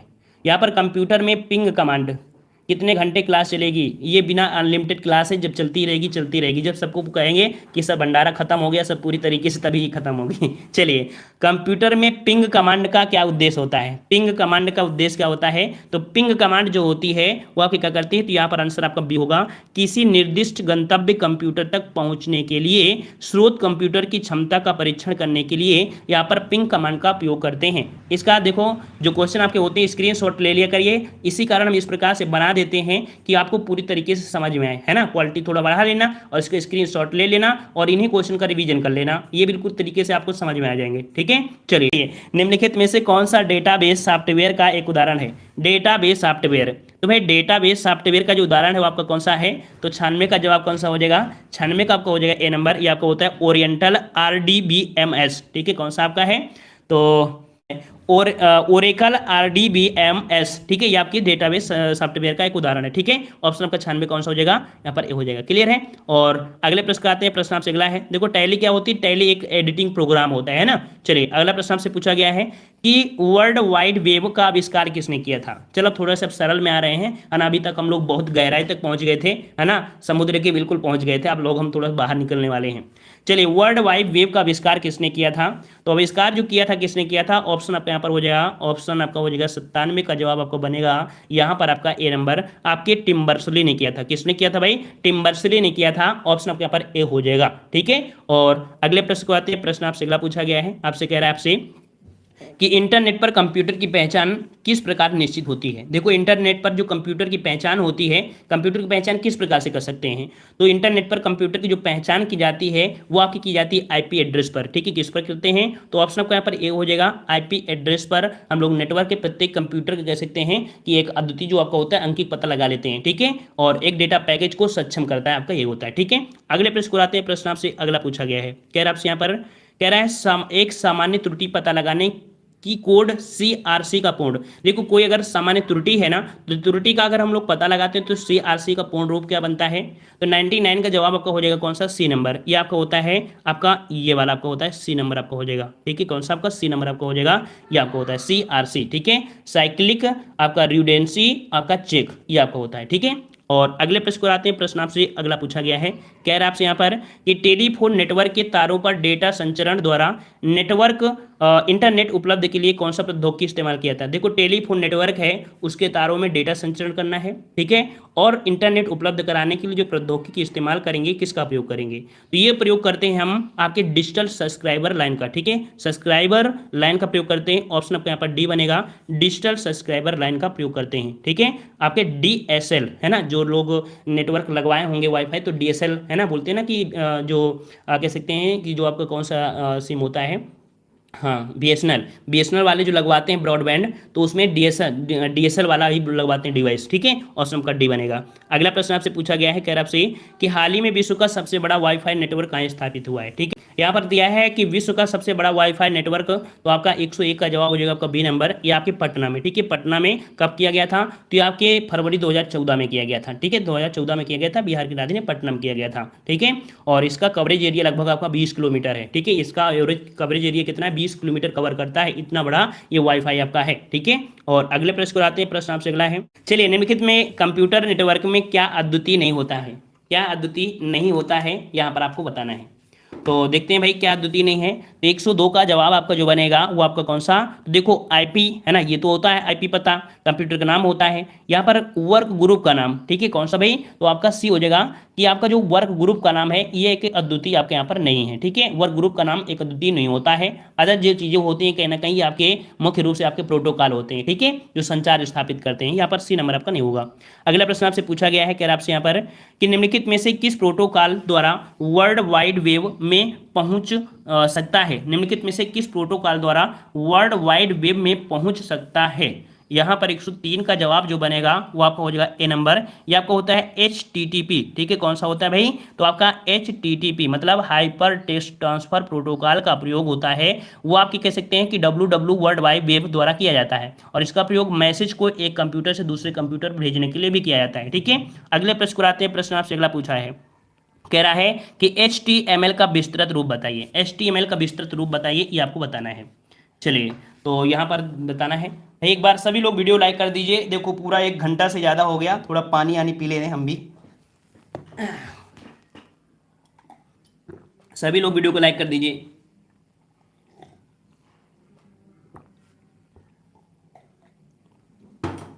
चलिए, HTML का विस्तृत रूप बताइए। यहाँ पर 104 का जवाब देना है। 104 का जवाब क्या बनेगा? तो जवाब यहाँ पर आ चुके हैं, होशियार बच्चे हो गए हैं, है ना, पूरे पढ़ते पढ़ते। चलिए, तो यहाँ पर आपका जवाब आपका बनेगा कौन सा? Option B, hyper markup language. ठीक है, HTML ये होगा कि दूसरा होगा? नहीं, दूसरा होगा। यहाँ पर 104 का जवाब कौन सा बनेगा? हाइपर टेक्स्ट मार्कअप लैंग्वेज होता है, hyper text markup language. Hyper text markup language कौन सा होगा? हाइपर हायर दिया है भाई यहाँ पर, हाइपर टेक्स्ट। अच्छा हाँ ठीक है, बी वाला हुआ, हाइपर टेक्स्ट मार्कअप लैंग्वेज होगा, बी वाला। ठीक है, बी वाला आपका होगा। चलिए, यहाँ पर दे आपसे कह रहा है कि इंटरनेट से क्वेश्चन आपके देखो बनते हैं। कह रहा है आपसे क्रोम कामा सफारी और ओपेरा के बीच क्या समानता है? ये सभी आपके हैं क्या? मतलब जो क्रोम ब्राउजर होता है, सफारी होता है और ओपेरा होता है, इनके बीच समानता क्या है? इनके बीच जो समानता होती है वो आपकी कौन सी? तो आपका जवाब हो जाएगा 106 का ऑप्शन आपका बी। ये आपके क्या है भाई? ये आपके सभी सर्च इंजन है। ठीक है, क्या है भाई? ये सर्च इंजन है। ऑप्शन आपका कौन सा बनेगा? बी वाला आपका हो जाएगा। क्लियर है ना? क्लियर है, आपका बी वाला आपका ऑप्शन यहाँ पर सही हो जाएगा। ठीक है, चलिए अगला प्रश्न आपसे पूछा गया है। कह रहा आपसे यहाँ पर, हाँ, कह रहा आपसे कि वेब विकास में इस प्रकार का वेब अनुप्रयोग मतलब एप्लीकेशन है जो एकल चित्रात्मक अंतराफलक अर्थात सिंगल ग्राफिक इंटरफेस में प्रदर्शित एकल नवीन सेवा का सृजन करने के लिए बहु सेवाओं को संशोधित करता है। 107 वाले में तो 2020 में क्वेश्चन जो पूछे तो भाई वो कठिन तो होंगे ही ना, है ना। तो यहाँ पर आपका जवाब का डी वाला हो जाएगा, ये आपका मैसअप होता है। ठीक है, यहाँ पर आपका आंसर कौन हो जाएगा? डी हो जाएगा, मैसअप। तो इस प्रकार से इसे भर लीजिएगा, यहाँ पर मैसअप आपको भरा जाएगा। अब इसका आप बना लीजिएगा। ठीक है, चलिए नमस्ते सभी को, नमस्ते। चलिए अगला प्रश्न का आते हैं। कह रहा आपसे यहाँ पर, चलिए 108 नंबर है, 2020 में है, थोड़ा सा कठिन होगा। कह रहा है क्रॉलिंग कामा इंडेक्सिंग और रैंकिंग शब्द किस प्रकार से संबंधित है? देखो क्रॉलिंग शब्द, इंडेक्सिंग आपका, इंडेक्सिंग शब्द और रैंकिंग, ये शब्द किससे संबंधित आपके हैं? तो ये जो आपके संबंधित हैं, ये आपके संबंधित है आपके किससे? तो ऑप्शन आपका हो जाएगा यहाँ पर बी नंबर, ये आपकी खोजी इंजन अर्थात आपके सर्च इंजन से। ठीक है, किससे आपके हैं? तो आपके सर्च इंजन से हैं। 108 का ऑप्शन आपका बी हो जाएगा। क्लियर है, अगले प्रश्न को आते हैं। प्रश्न आपसे अगला पूछा गया है कि ई कॉमर्स कामा ई लर्निंग कामा ई बैंकिंग कामा एम कॉमर्स आदि निम्नलिखित में से कौन सी सेवाएं हैं? देखिए, ई कॉमर्स, ई लर्निंग, ई बैंकिंग, एम कॉमर्स, ये सभी जो आपकी सेवाएं हैं ये आपकी किस प्रकार की? तो ये सभी जो सेवाएं देते हैं ये आपके होते हैं आपकी ई सेवाएं अर्थात इंटरनेट की सेवाएं, है ना, इलेक्ट्रॉनिक सेवाएं होती हैं। ऑप्शन आपके यहाँ पर हो जाएगा कौन सा? डी नंबर, ये आपकी ई मतलब ई कॉमर्स, है ना, ई कॉमर्स आपका होता है ना, तो इस प्रकार से तो आपका हो जाएगा। क्लियर है, चलिए सभी आपकी ई सेवाएं होती हैं। अगला प्रश्न आपसे पूछा गया है, कह रहा आपसे यहाँ पर कि निम्नलिखित में से कौन सी कंपनी वीडियो ऐप टिकटॉक का वास्तविक स्वामित्व रखता है? भाई टिकटॉक खत्म हो गया है लेकिन टिकटॉक का नाम आ ही चुका कहीं ना कहीं। पर टिकटॉक का स्वामित्व कौन सा है भाई? तो आपका यहाँ पर 110 का जवाब आपको बनेगा सी नंबर। ये आपको कौन है भाई? तो आपके यहाँ पर देखो बाइटिन डांस। ठीक है, कौन है भाई? 110 का ऑप्शन सी हो जाएगा, बाइटिन डांस। याद रखिए, डांस, है ना, टिकटॉक में बहुत लड़कियां या लड़के होते हैं वो डांस ही करते हैं। क्या करते हैं भाई? डांस ही तो करते रहते हैं। इस कारण से डांस से याद रहेगा, टिकटॉक में सिर्फ डांस होता है ना, याद रहेगा। ऑप्शन आपका सी हो जाएगा। ठीक है, और कह सकते हैं कि इसमें क्या होता है कि इसमें लघु, लिप सिंक, कॉमेडी और प्रतिभागी वीडियो, है ना, साझा करने के लिए आपके होते हैं iOS, आपका कह सकते हैं कि एंड्रॉयड आपका सोशल मीडिया वाला आपका ऐप है। और 2017 में कह सकते हैं कि बाइट डांस द्वारा आपका चीन के बाहर बाजारों में लॉन्च किया गया था। ठीक है, और 3 से 15 सेकंड और 3 से कह सकते हैं कि 60 सेकंड के छोटे आपके वीडियो आपके होते हैं। ये तो बताने की जरूरत भी नहीं है, टिकटॉक से ज़्यादा, हमसे ज़्यादा तो आप लोग जानते होंगे टिकटॉक के बारे में, है ना। चलिए, बहुत लोगों के तो इसमें बने भी होंगे, अब तो दुखी भी हो गए होंगे। चलिए, यहाँ पर कह रहा है कि केविन सिस्ट्रॉम और माइकर गिगर निम्नलिखित में से किसके संस्थापक हैं? यहाँ पर सिस्ट्रॉम, है ना, आपके सिस्ट्रॉम है ना, तो सिस्ट्रॉम एंगस्ट्रॉम है ना, क्या होगा, सिस्ट्रॉम एंगस्ट्रॉम, मतलब कह सकते हैं इंस्टाग्राम, ठीक है, सिस्ट्रॉम एस्ट्रॉम आपका सी हो जाएगा। यहाँ पर जो केविन सिस्ट्रॉम है वो आपके किसके हैं, तो आपके इंस्टाग्राम के हैं, ठीक है। इंस्टाग्राम एक मोबाइल डेस्कटॉप और कह सकते हैं इंटरनेट आधारित आपका है, ठीक है ना। इसमें भी लोग फोटोसाजी वगैरह कर लेते हैं, ठीक है। और यहाँ पर कह सकते हैं कि 2010 में आपके किया गया था, ठीक है। अच्छा, यहाँ पर व्हाट्सएप की कौन है भाई, व्हाट्सएप बहुत चलाते हो ना आप लोग, व्हाट्सएप के संस्थापक कौन है, तो जेम कुम, ठीक है, जेम कुम, व्हाट्सएप में जेम कुम और ब्रायन एक्सन, तो आपके व्हाट्सएप के हैं जेम कुम, ठीक है। ट्विटर के कौन है भाई, तो ट्विटर के हैं जैक डॉर्सी, कौन है भाई, जैक डॉर्सी, ये आपके ट्विटर के हैं, याद रखिए ट्विटर के, ठीक है, याद रहेगा। अच्छा, अगले पॉइंट को आते हैं। पॉइंट आपसे अगला पूछा गया है, सर टिकटॉक वीडियो ऐप भी बनाते हैं। टिकटॉक तो खत्म हो गया, अब तो दूसरा कोई ऐप आ गया होगा, है ना, उतना उधर हम इतना टाइम नहीं दे पाते हैं टिकटॉक करने में। चलिए, ये यहाँ पर आपसे कह रहा है, आपसे एक ऐसा उपकरण है जो अन्य प्रोग्राम या उपकरणों के लिए कार्यकर्ता प्रदान करता है जिन्हें ग्राहक या क्लाइंट कहा जाता है। यहाँ पर 112 में जवाब भरा जाएगा आपका, डी भरेगा सर्वर, ठीक है, सर्वर यहाँ पर भरा जाएगा कि सर्वर एक ऐसा उपकरण है जो अन्य प्रोग्राम या उपकरणों के लिए कार्यात्मक प्रदान करता है जिन्हें ग्राहक या क्लाइंट कहा जाता है। तो ऑप्शन आपका कौन सा भरा जाएगा, डी नंबर आपका भरेगा। सर मैं ये कोई ऐप ही चलाती हूँ, ओनली यूट्यूब, बहुत ही अच्छे बालक हो आप। चलिए, अगला प्रश्न आपसे पूछा गया है कि वायरस, चलिए भाई वायरस आ चुका है, कि वायरस एक ऐसा प्रोग्राम है जिसे कंप्यूटर के सामान्य कामकाज में हस्तक्षेप करने के लिए बनाया गया है। इसमें से कौन सा वायरस का एक प्रकार नहीं है। चलिए बताइए भाई, वायरस का यहाँ पर बताना है कि वायरस का प्रकार आपका यहाँ पर नहीं है, कौन नहीं है, तो कौन सा वायरस का एक प्रकार नहीं है। तो ये कंप्यूटर ये जो पीडीएफ है ये आपकी बिक्री के लिए नहीं है, ठीक है। पूरी एक बुक होगी, वो घटना चक्री होगी, वो आपकी बिक्री के लिए होगी। अगर पीडीएफ स्कैन हो जाएगी तो हम आपको बता देंगे, टेलीग्राम पे मैसेज दे देंगे कि भाई एक पीडीएफ आपकी तैयार हो गई है, तो उसे आप ले सकते हैं, ठीक है। ऐसे अभी आपकी तैयार नहीं है। चलिए, यहाँ पर कह रहा है आपसे 113 जवाब है, तो 113 का ऑप्शन आपका हो जाएगा डी नंबर, ये आपके डिस्क वायरस, ठीक है। कौन सा भाई, तो डिस्क वायरस, ये कह सकते हैं कि आपकी एक कंप्यूटर वायरस नहीं है, वहीं पर आपका बूट, जो आपका बूट सेक्टर आपका वायरस है ये आपका है, सिस्टम वायरस है, और फाइल वायरस ये आपके होते हैं, लेकिन डिस्क वायरस ये आपका नहीं होता है, ठीक है। और अगले प्रश्न को आते हैं। प्रश्न आपसे अगला पूछा गया है, कह रहा आपसे, बोला कह रहा आपसे कंप्यूटर के संदर्भ में जिस तरीके से कोई विरोधी सिस्टम में प्रवेश कर सकता है और संभावित रूप से क्षति का कारण बन सकता है, उसे क्या कहते हैं। तो भाई हार्ड अटैक क्या बोलेंगे, क्या बोलेंगे, अटैक, अर्थात हमला सतह अर्थात अटैक, ठीक है। तो यहाँ पर आपका जवाब हो जाएगा ए नंबर, हमला सतह, या इसे बोलते हैं अटैक सरफेस, ठीक है। क्या बोलते हैं, अटैक सरफेस बोलते हैं, याद रखेगा, ठीक है। और अगले प्रश्न को आते हैं। प्रश्न आपसे अगला पूछा गया है, कह रहा आपसे यहाँ पर, क्या कह रहा है आपसे भाई, कह रहा है कि रे टॉमलिंसन को किसका श्रेय दिया जाता है। रे टॉमलिंसन का नाम सुना होगा आपने, रे टॉमलिंसन का आपके कौन है, तो रे टॉमलिंसन जो आपके हैं ये आपके कौन है, तो आपके सबसे पहला ईमेल भेजने वाला कार्य इन्होंने किया था, ठीक है। सबसे पहला ईमेल किसने भेजा था, रे टॉमलिंसन ने भेजा था, और रे टॉमलिंसन को ही ईमेल का जनक कहा जाता है, याद रहेगा ना, याद रहेगा। जो आपका जो ईमेल है ना, ईमेल का जन्मदाता वो आपके रे टॉमलिंसन को कहा जाता है, क्लियर होगा। यहाँ पर कह रहा है निम्नलिखित में से कौन सा एक उपाय नहीं है जिससे एक वायरस आपके कंप्यूटर को संक्रमित कर सकता है। इसमें से कौन सा एक उपाय नहीं है, नई शब्द दिया है ना, कौन सा ऐसा उपाय नहीं है जिससे एक वायरस जो आपका है वो आपके कंप्यूटर को संक्रमित कर सकता है। तो यहाँ पर आपका जवाब आपका हो जाएगा कौन सा, बी वाला, प्रलेख और डीपीएस संचिकाएं बनाना, ठीक है। ये वाला जो आपको कह सकते हैं कि ये एक उपाय नहीं है, ठीक है, जिससे एक वायरस आपके कंप्यूटर को संक्रमित कर सकता है। अदर जो आपके हैं सभी कहीं ना कहीं दिक्कतें कर सकता है। ऑप्शन आपके यहाँ पर बी हो जाएगा, ठीक है। बी वाला यहाँ पर स्क्रीनशॉट आप ले लीजिएगा, काम आ जाएगा, क्योंकि एक साथ सब कुछ दे दिया गया है, ठीक है। देखो गेम वगैरह में होता ही है ना, कोई आपकी फोटो है तो उसमें दिक्कत आ जाती है, ठीक है। ईमेल आईडी में भी आपको दिक्कतें आती हैं, तो आपके यहाँ पर सभी होते हैं, लेकिन बी वाले में आपका ऐसा नहीं है, ठीक है। अगले प्रश्न कराते हैं। प्रश्न आपसे अगला पूछा है कि ईमेल प्राप्त करने के लिए कौन सा प्रोटोकॉल उपयोग में आता है। ईमेल प्राप्त करने के लिए, तो भाई ईमेल प्राप्त करने के लिए जो आपका प्रोटोकॉल है ये उपयोग में लाते हैं, किसका प्रयोग करते हैं, तो आपका जवाब हो जाएगा डी नंबर। ये आपके जो आपका होता है POP3, ठीक है, POP3 इसका प्रयोग करते हैं, याद रखिए। ऑप्शन आपका डी हो जाएगा। ईमेल प्राप्त करने के लिए कौन सा प्रोटोकॉल उपयोग होता है, तो POP3, ठीक है, इसका प्रयोग करते हैं, ठीक है। और एक और होता है IMAP4, ये प्रोटोकॉल का प्रयोग किया जाता है ईमेल सर्वर से, ठीक है। अगले प्रश्न को आते हैं। प्रश्न आपसे अगला पूछा गया है, कह रहा आपसे यहाँ पर कि कंप्यूटर विज्ञान में AASP का विस्तारित रूप क्या है, ठीक है। आपका दिया गया है A और S दिया है, ASP दिया है, ठीक है। ASP का विस्तारित रूप क्या होता है, तो एक्टिव सर्वर पेज, ठीक है, पेज। तो इस प्रकार से होगा। ये एक माइक्रोसॉफ्ट टेक्नोलॉजी है, ठीक है, एक माइक्रोसॉफ्ट टेक्नोलॉजी है। 18 का ऑप्शन आपका यहाँ पर दो चीज बनेगा, यहाँ पर कह सकते हैं जो आपका बी वाला है आवेदन सेवा प्रदाता, और एक आपका कौन सा डी सक्रिय सेवक पृष्ठ, ये दोनों आपके होंगे। याद रखिए इसका जो जवाब है वो आपका दोनों ही सही है, ठीक है, दोनों ही सही हैं। इसका स्क्रीनशॉट आप ले लीजिएगा, दोनों ही विकल्प आपके यहाँ पर सही होंगे। क्लियर है, दोनों ही आपके सही हैं, याद रखिएगा दोनों ही आपके सही हैं, ठीक है। अगला प्रश्न आपसे पूछा गया है, कह रहा आपसे यहाँ पर कंप्यूटर वायरस है, कंप्यूटर वायरस है, तो कंप्यूटर वायरस आपका कौन सा है, तो यहाँ पर कह सकते हैं कि ऐसा कंप्यूटर प्रोग्राम जो स्वयं की प्रतिलिपियां बना सके, है ना।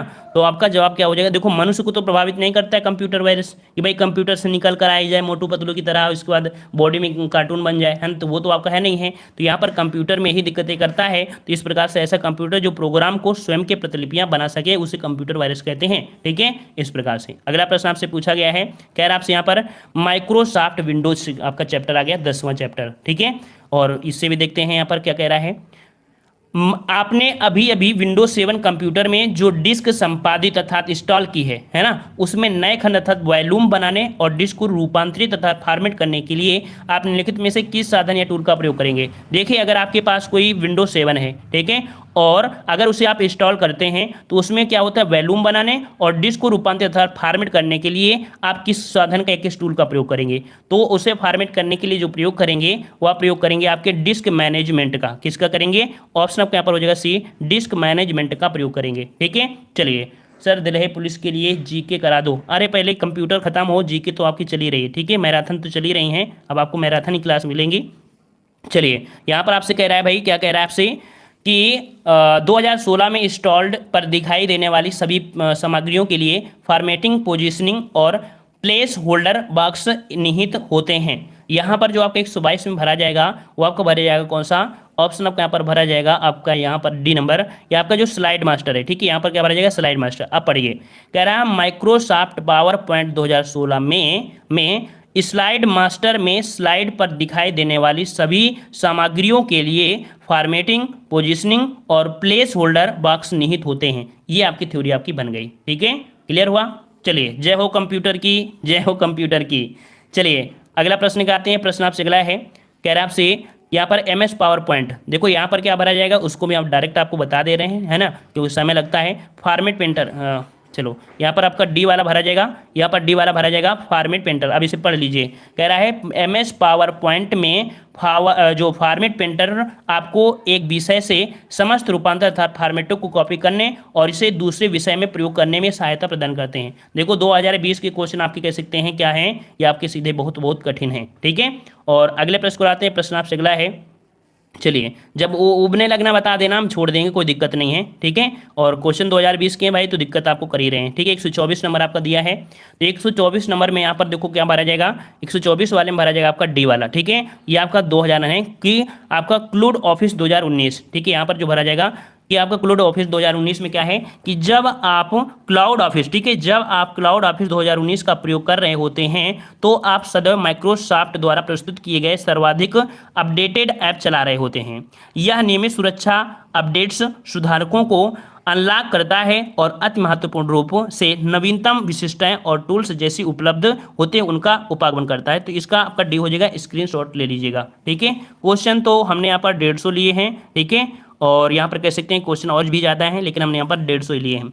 चलिए 125 नंबर दिया है कि MS पावर पॉइंट में आप यह सुनिश्चित करना चाहते हैं कि आपकी कंपनी का प्रतीक चिन्ह अर्थात जो लोगो है वो किसी प्रदत्त या प्रस्तुतिकरण में सभी स्लाइड के ऊपरी दाएं कोने पर दिखाई दे। ऐसा करने के लिए आपको निम्नलिखित में से किस व्यू का प्रयोग करना है ना। जैसे मान लीजिए हमारा लोगो दिख रहा है ना, ये लोगो दिख रहा है, अगर इसको आप यहाँ पर कह सकते हैं यहाँ पर आपको प्रस्तुत करना है, यहाँ पर आपको लगाना है, तो यहाँ पर किसका प्रयोग करेंगे। तो 125 का जवाब जो आपका हो जाएगा वो आपका हो जाएगा यहाँ पर ए नंबर, हम लोग किसका प्रयोग करेंगे, स्लाइड शार्टर का, ठीक है, किसका करेंगे, स्लाइड शार्टर का करेंगे। जैसे देखो इसको हमने उठा के यहाँ पर ले आए, इसको यहाँ ले आए, स्लाइड हो गया इस प्रकार से, ठीक है। इस प्रकार से ऑप्शन आपका यहाँ पर ए हो जाएगा, क्लियर है। अगला प्रश्न आपसे दिया गया है 126, यहाँ पर माइक्रोसॉफ्ट वर्ड 2016 प्लेस डॉक्यूमेंट में सामग्रियों की तालिका विशिष्ट करने के लिए आपको मेनू टैब पर जाना होगा। यहाँ पर 126 में जो जवाब भरा जाएगा वो आपको भरा जाएगा डी, ठीक है, कौन सा, डी। यहाँ पर इंसर्ट, यहाँ पर क्या भरेंगे भाई, तो आपका यहाँ पर भरा जाएगा इंसर्ट। मतलब आप पढ़िए कि माइक्रोसॉफ्ट वर्ड 2016 प्लेस अर्थात डॉक्यूमेंट में सामग्रियों की तालिका प्रविष्ट करने के लिए आपको इंसर्ट मेनू टैब पर जाना होगा। ये आपका हो जाएगा डी वाला। ठीक है, 149 नंबर, ये कंप्यूटर के टूल्स जैसे जो आपका जैसे होता है ना वर्ड, एक्सेल, पावर पॉइंट, निम्नलिखित में से किस कंपनी के प्रोडक्ट हैं।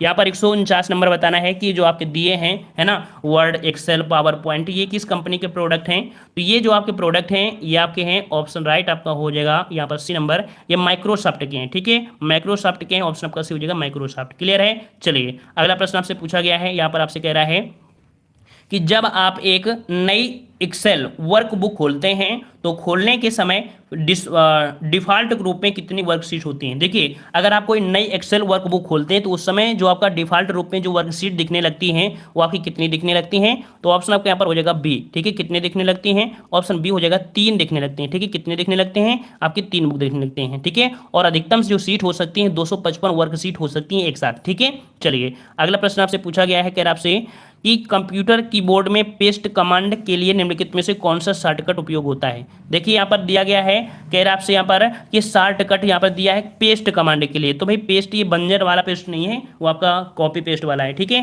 तो यहाँ पर आपका पेस्ट कमांड के लिए जो प्रयोग करेंगे किसका, तो ऑप्शन आपका यहाँ पर हो जाएगा आपका सी नंबर, ये करेंगे कंट्रोल+V का प्रयोग करेंगे, है ना, कंट्रोल+V का करेंगे। ठीक है, और अगला पॉइंट आपका यहाँ पर दिया गया है जो कि इस प्रकार से डायरेक्ट आपको स्क्रीनशॉट लेना है। और देखिए कंट्रोल N का प्रयोग क्या होता है, एक नई फाइल बनाना हो तो कंट्रोल+N दबा दीजिए, एक नई फाइल बन जाएगी। अगर कंट्रोल+O दबाते हैं तो एक चयनित फाइल को खोलना हो, तो कोई चयनित फाइल है अगर चयन कर ली है तो खुल जाएगी। कंट्रोल+S होता है चयनित फाइल को सुरक्षित करना। कंट्रोल P जो आपकी होती है प्रिंट करना। कंट्रोल+C चयनित फाइल या चित्र या टेक्स्ट की प्रतिलिपि बनाना तक कॉपी हो गया, है ना। V वाला आपको होता है, ये आपका होता है पेस्ट के लिए। ठीक है, कंट्रोल Z होता है ये अंतिम आदेश को विफल करना, और कंट्रोल E होता है कि टेक्स्ट या पैराग्राफ को दाएं या बाएं मार्जिन के बीच में रखना होता है, कंट्रोल E होता है। ठीक है, और अगला प्रश्न आपसे पूछा गया है, कह रहा आपसे कि विंडोज में लॉग ऑन करने के बाद दिखने वाले प्रमुख स्क्रीन एरिया को क्या कहते हैं। Last question. चलिए विंडोज में लॉग ऑन करने के बाद दिखने वाले प्रमुख स्क्रीन एरिया को क्या कहते हैं। तो ऐसे स्क्रीन एरिया को हम लोग क्या बोलते हैं भाई, तो 152 का जो जवाब हो जाएगा ऑप्शन डी, ये आपका होता है डेस्कटॉप। ठीक है, कौन होता है, डेस्कटॉप, क्योंकि पूछा क्या गया है, पूछा गया है अंतिम समय, है ना। तो आपका यहाँ पर पूर्ण जो होता है उसे डेस्कटॉप कहते हैं, ऑप्शन आपका यहाँ पर डी हो जाएगा। ठीक है, तो इस प्रकार से ये क्वेश्चन आपकी हमने यहाँ पर लिया था। ठीक है, काफी लंबी क्लास आपकी हो चुकी। चलिए सभी को राधे राधे, सभी को राधे।